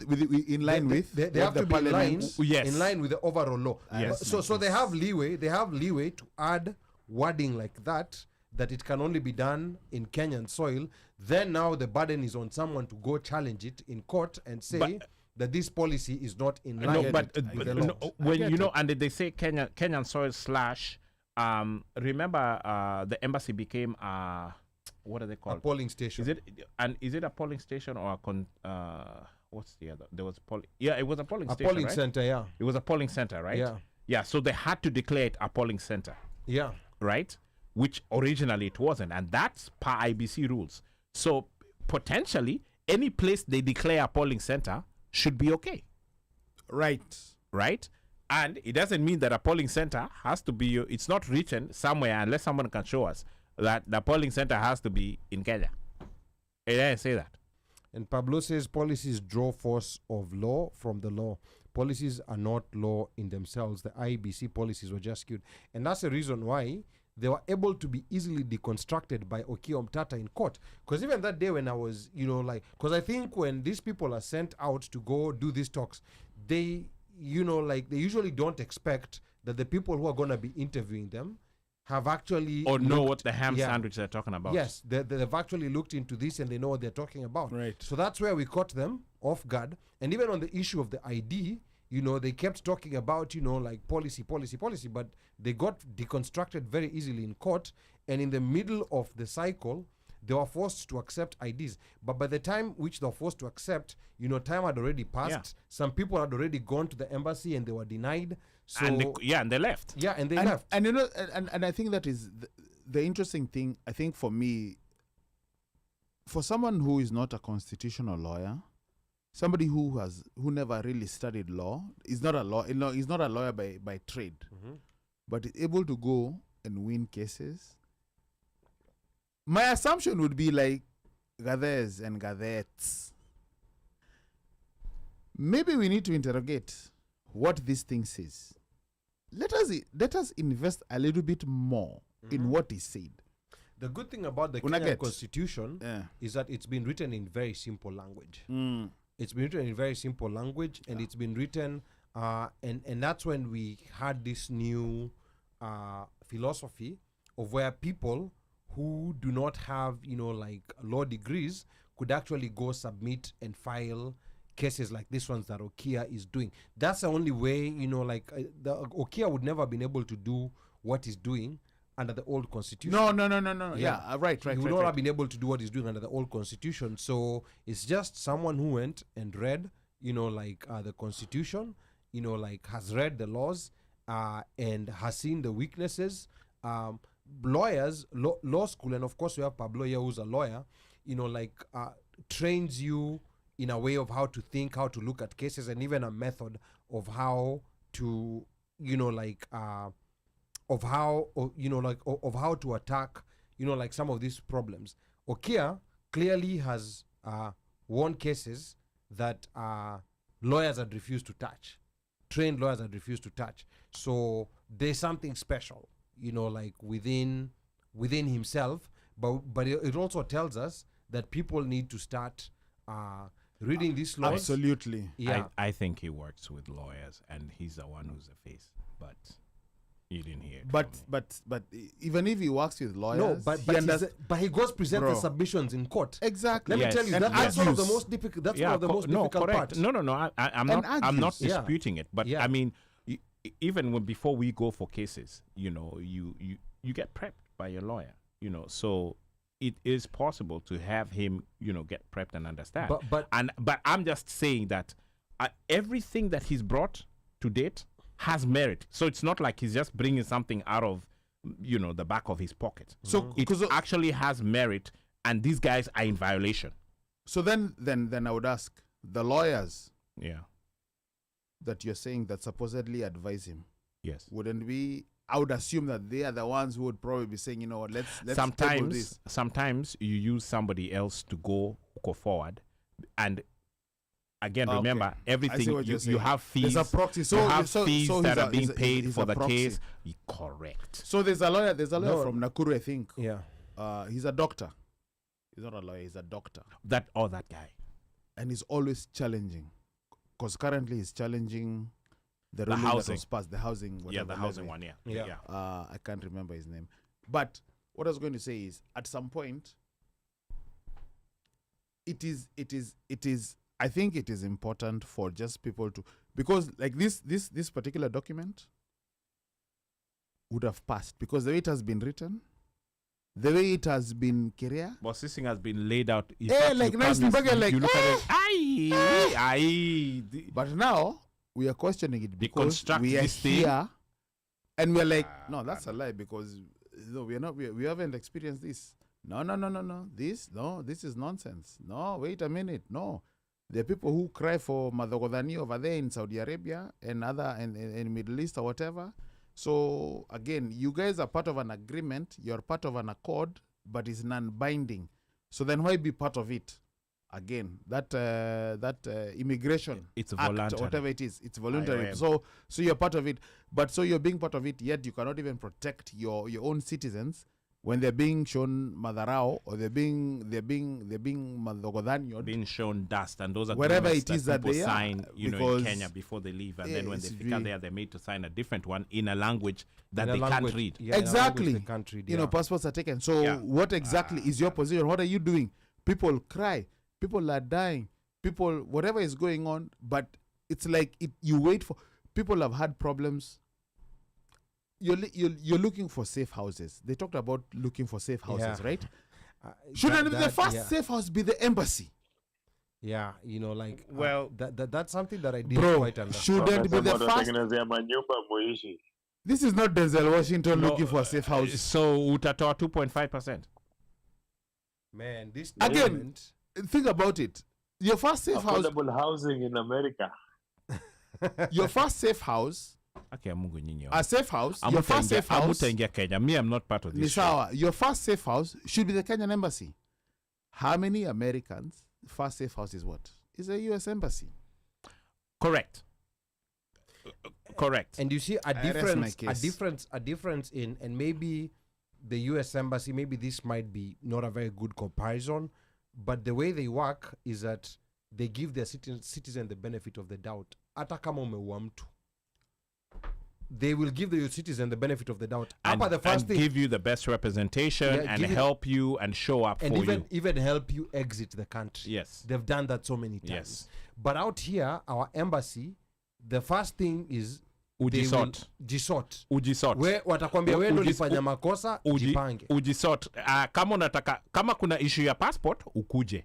Tunaweza kukusaidia. Yeah. Lakini hizi zingine ati kuna hela inatakikana ati siji you need boss. So wewe jisort. I am curious, which public participation with the diaspora and which part of the diaspora this happened, if it's going to happen. A WhatsApp group. Someone you needs go. to tell us. Someone needs to tell us. We And want, this is because where- we need the Kenyans, listen, wananchi, you guys need to question this thing. So you see, this actually goes back to what I've said before. Most of these are solutions that are in search of a problem, because like when you think of the priorities, the issues we have here, and what you're seeing on this document, there was this part, like here that they're calling the Diaspora Summit, because this is now how they want to implement all these good programs that they say that they'll implement for you. Say the Diaspora Summit, the objective is establishing a Diaspora Summit to create a structured and collaborative platform that will strengthen the relationship between the government and the diaspora community. Members of the Diaspora Summit shall be nominated from the Diaspora Association leadership. The association leadership will be elected through a voting process by the entire diaspora community within the various regions. Elected leaders will hold office for a maximum term of 2 years each. Let me repeat that. So here they're saying, hapa wanacheza na maneno. Na ngeli si ya genge. But they're saying, members of the diaspora shall be nominated from the Diaspora Association leadership. Then they go back and say, the Diaspora Association leadership will be elected through a voting process by the entire diaspora community within the various regions. Let us define the diaspora community first. There you go. And then elected leaders will hold office for a maximum of Let us 2 years let each. us define diaspora first, because And diaspora how many people are going to be in this? diaspora is not just the US.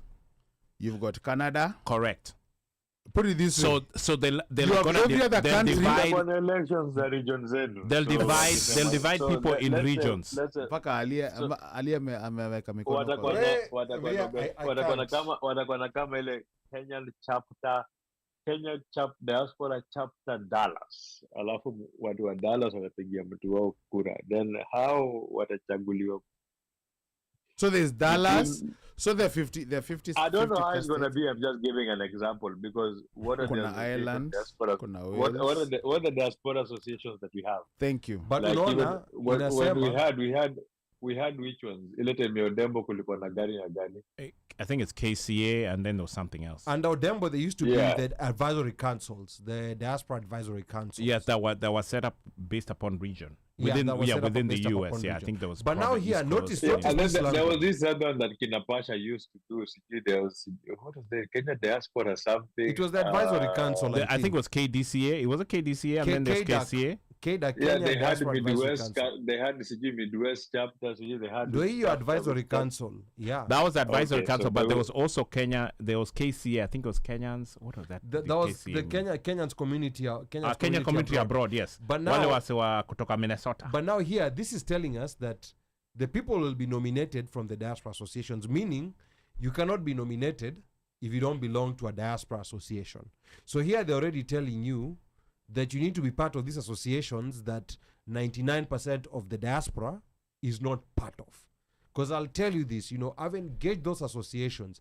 These associations are WhatsApp groups. They're WhatsApp groups organized based on what politician is coming and who will be in the organizing committee Ukabila. of welcoming a Huyu politician. alini gaidi.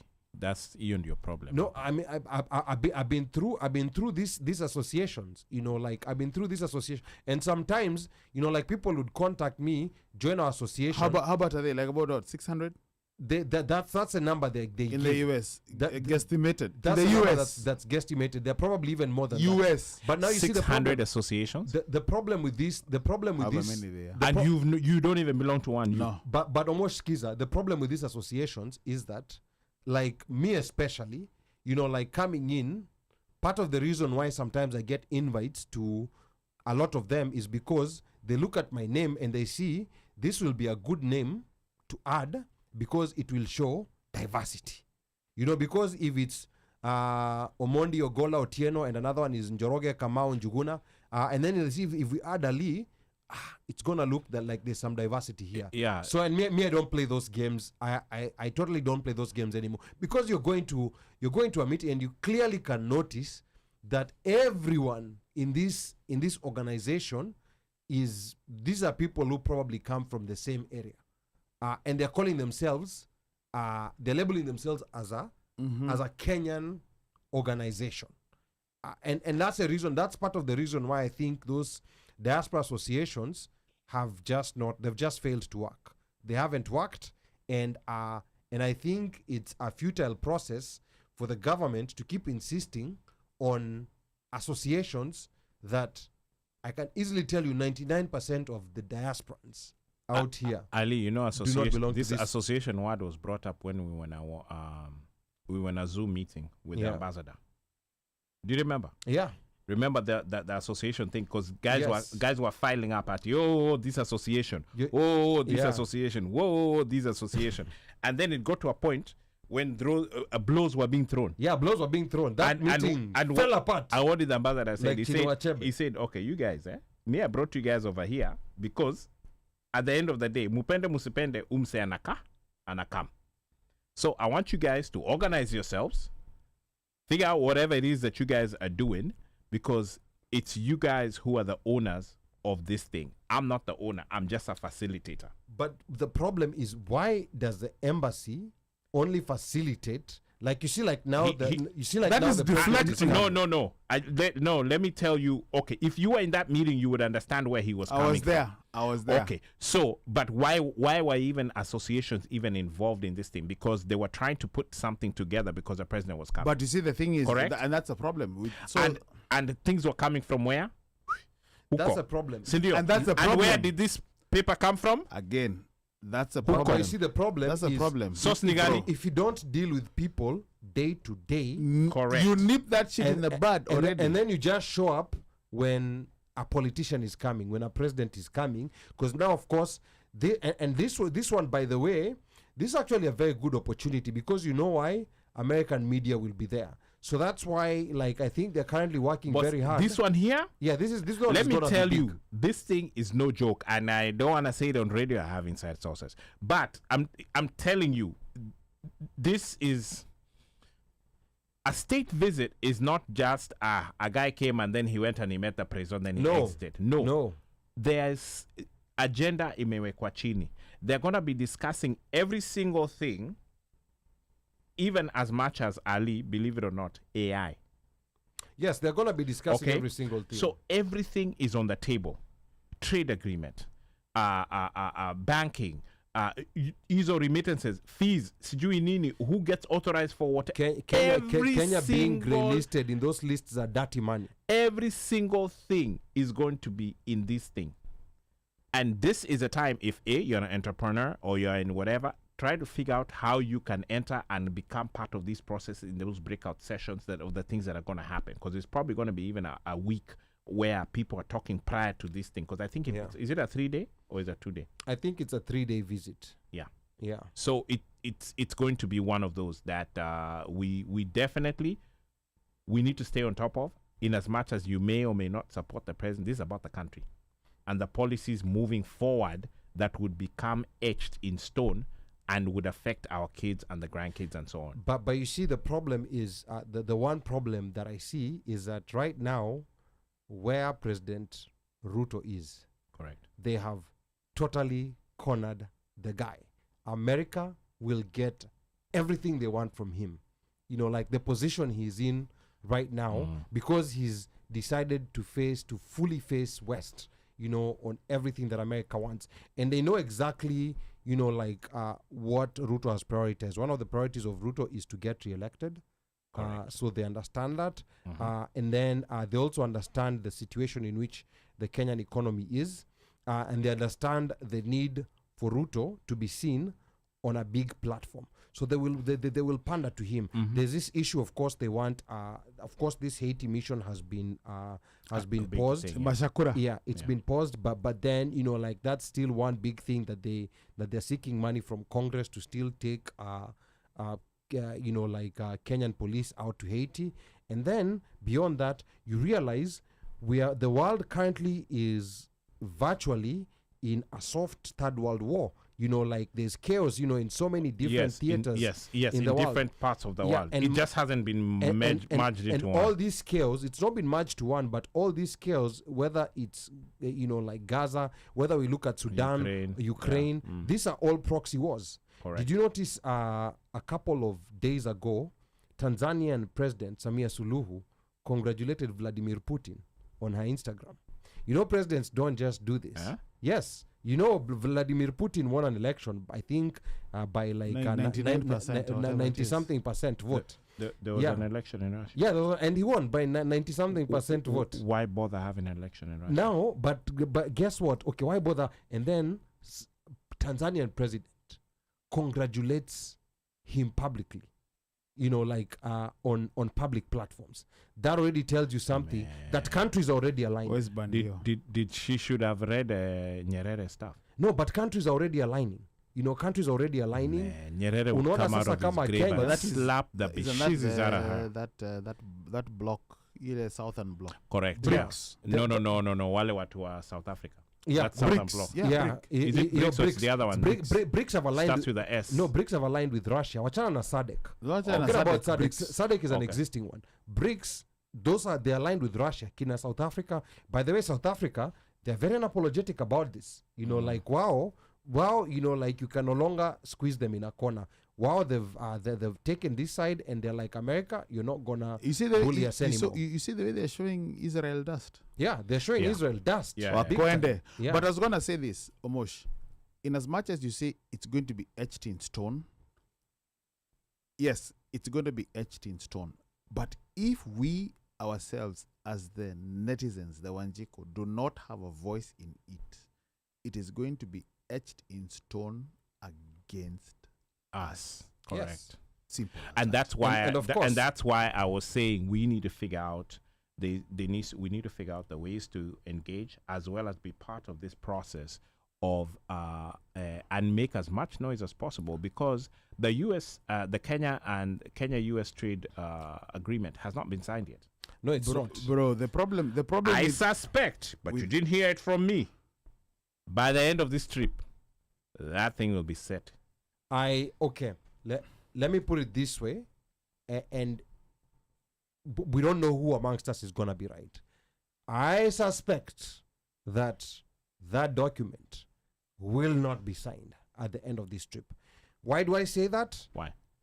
Because just knowing how Biden works. By the way, Biden, you know, people like calling him Sleepy Joe, or like I call him nowadays, Genocide Joe, but he's a very shrewd politician. He sure is. You can never underestimate him. He always holds his joker. Always. Unaona joker. Ajua me, I used to be a very good poker player. Joker, I always used to have a joker. Ulikuwa naifichaga? I always used to. But me, I used to have a spare one. Used to appear with what? I used to have a spare one. Kukidhoka, Unaitoa. joker unakulisha inatoka. mtu. Wasa wanashangaa. Finje points. Wasa wanashangaa hii joker ilitoka wapi? Pick 50. So let me Sotano. tell you, Ngovo. Biden. Songovo. So Biden, hapana, nini ni haram. Kucheza kamari ni haram. But nowadays I'm reformed. Nowadays I'm His reformed. joker used to be folded. But Like a angalia, folded one. let's go back to Biden. Yes. Biden is that poker player who always has a secret joker. And you know what is secret joker in this? He will make Ruto believe, come, you know, like we'll give you all the glam and everything, make them believe that this thing will be signed, but it won't be signed. Do you know when he's gonna sign it? He's gonna sign this in case, okay, let's say in case he wins the election Correct. this year. Mhm. So he'll be in power up to 2028. You know, once you sign this trade agreement very early, then you've already played a joker. And you know, in poker, kawaida, you want to keep a joker. Yeah, you close don't want to the show your chest. hand, yes. Yeah, because before end of game iishe, ukiona karata zimepungua, that's when you can use the joker. But now when he's close to 2028 is when he might throw that joker. And guess what happens before 2028? It's 2027. And what's happening in 2027?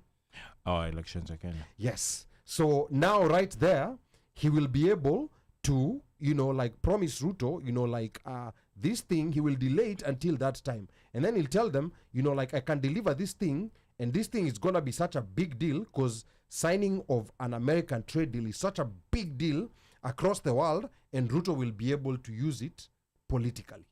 I can see that. I mean, Ali, I can see that. I never looked at it that way because there's only one other country in Africa that has that. So yeah, but now the other reason why I feel like he's not gonna sign it right now, it's because he still has a lot of use for Ruto.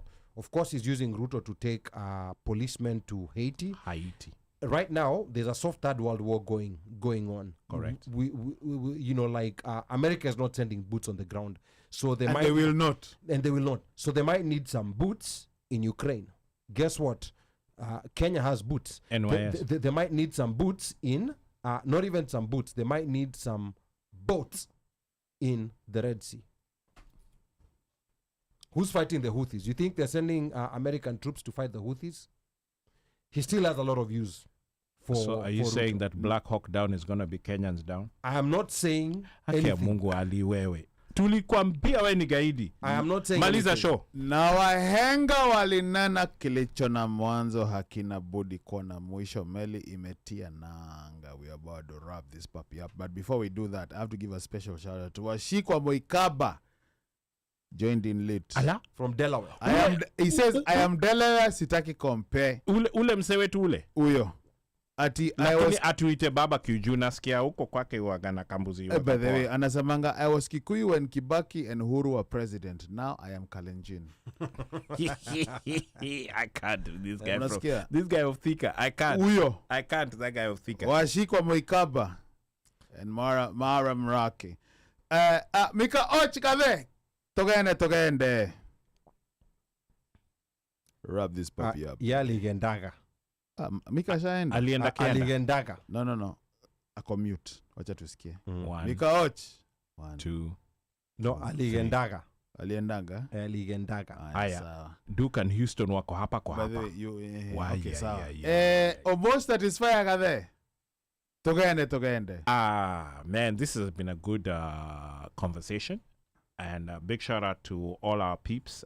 Tom, what's his name over here? Tom Baraza. Thanks for coming in. I think this is the first time I'm seeing you on the show. Maura, Annette, and some of our regulars. You're there. Slay, you may attend. Near generational Arudi. Yeah, we near generational. We are very worried about you, and this is on tape. Or maybe she made it to Kenya. It could be. Yeah. We need the 411. Yes. And, so our regular fans, we will see you again next week. Thank you for being with us here and chambuering and debating this. Please. We did post the Diaspora Policy 24 in our, what was it? We have it pinned on...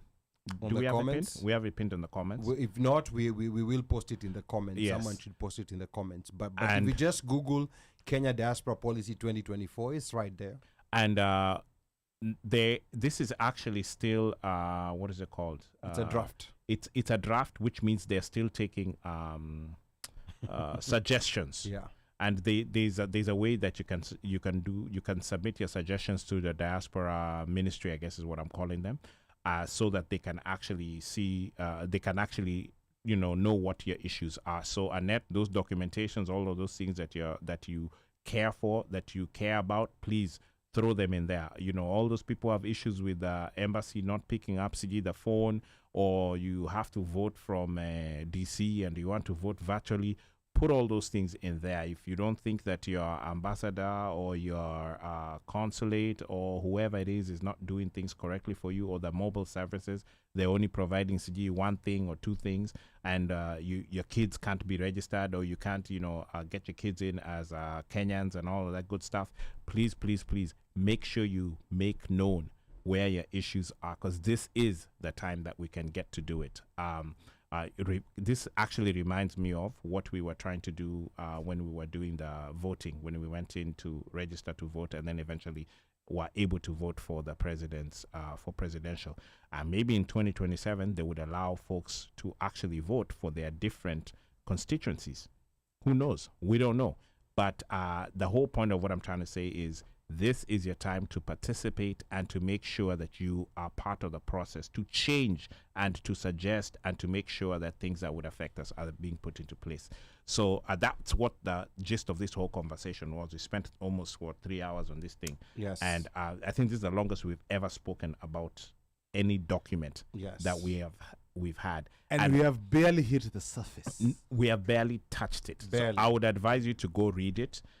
It's 35 pages. However, if you ask me, really the gist of the potatoes of meat or whatever is in section 3 and section 4, if you ask me. And dhufu. Yeah, and there's also a chart in the back, which Ali was asking me about. Yeah, it's called this chart. the annex is what they're calling it. And I don't know. The plan for implementation. Yes, annex implementation plan. And it's a very simple chart that basically spells out to you, if this is the policy area, what is it that their suggestion is for that thing.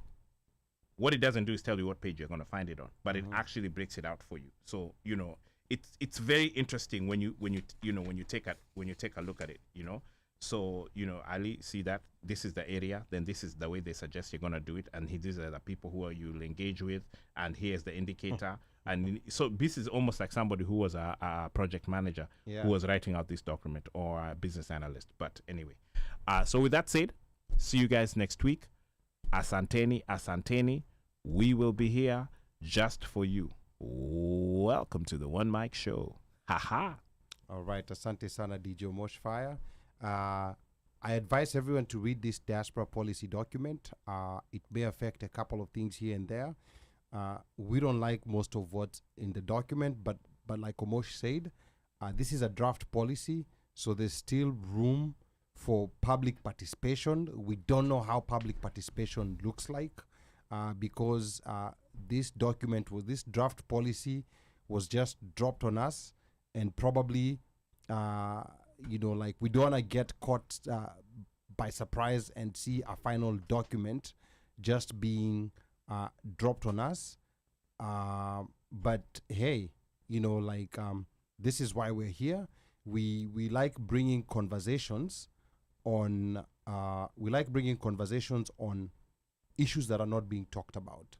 So far, I've combed through Kenyan media. Of course, Kenyan media has no interest in this document. I haven't seen anything on Kenyan media regarding this. So we are kind of like, or maybe if there's something out there, someone share, I haven't seen. So we are on our own, on our issues. 100%. Yes. Yeah. And then remember, Boston Marathon is coming up. I was gonna say that. Yes. April. It's gonna be Monday, April the 15th. But that weekend from, I think it's Friday, April the 12th. People are gonna start coming in. So make your way to Boston. Tutakuwa site. Yes, Tutakuwa site. Dinner with Champions. Google Dinner with Champions. We Get will your be tickets. meeting. Kwanza watu wa Boston mwache ujinga. Muende huko mnunue tickets. Yes, we will be meeting with the marathon runners. Not only the Kenyan marathon runners, but also the Ethiopian marathon And runners. there'll be food. There will be Kenyan and Ethiopian food. So I'll be make sure fasting you for get about your 2 tickets. weeks before I get there. Make sure you get your tickets and make sure you get ready. Na kwa hayo machache, yote ambaye anataka kunipigia simu, nambari yangu bado ni ile 1-800 mteule. Na operator akishika simu, mwambie unataka kusema na mjukuu. Na kikuuliza ni mjukuu yupi, mkumbushe ni mjukuu yule wa Masai, because I'm Kenyan by blood, American by design, Masai by choice. Sichagui, sikagui, nasibagui. Aiden, daddy loves you. Jerry, daddy loves you. Mimo, daddy loves you. Until next week, be blessed. DJ Machachari Buddha Boss Gave. Togende.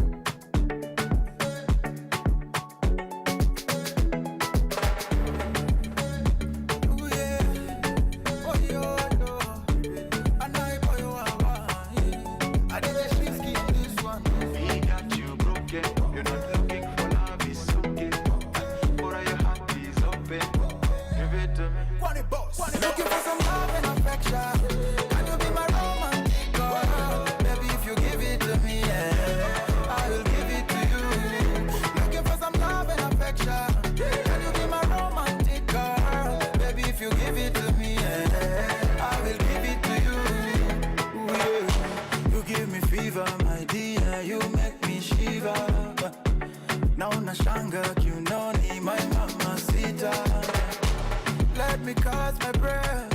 I got so much to say. I hook solo.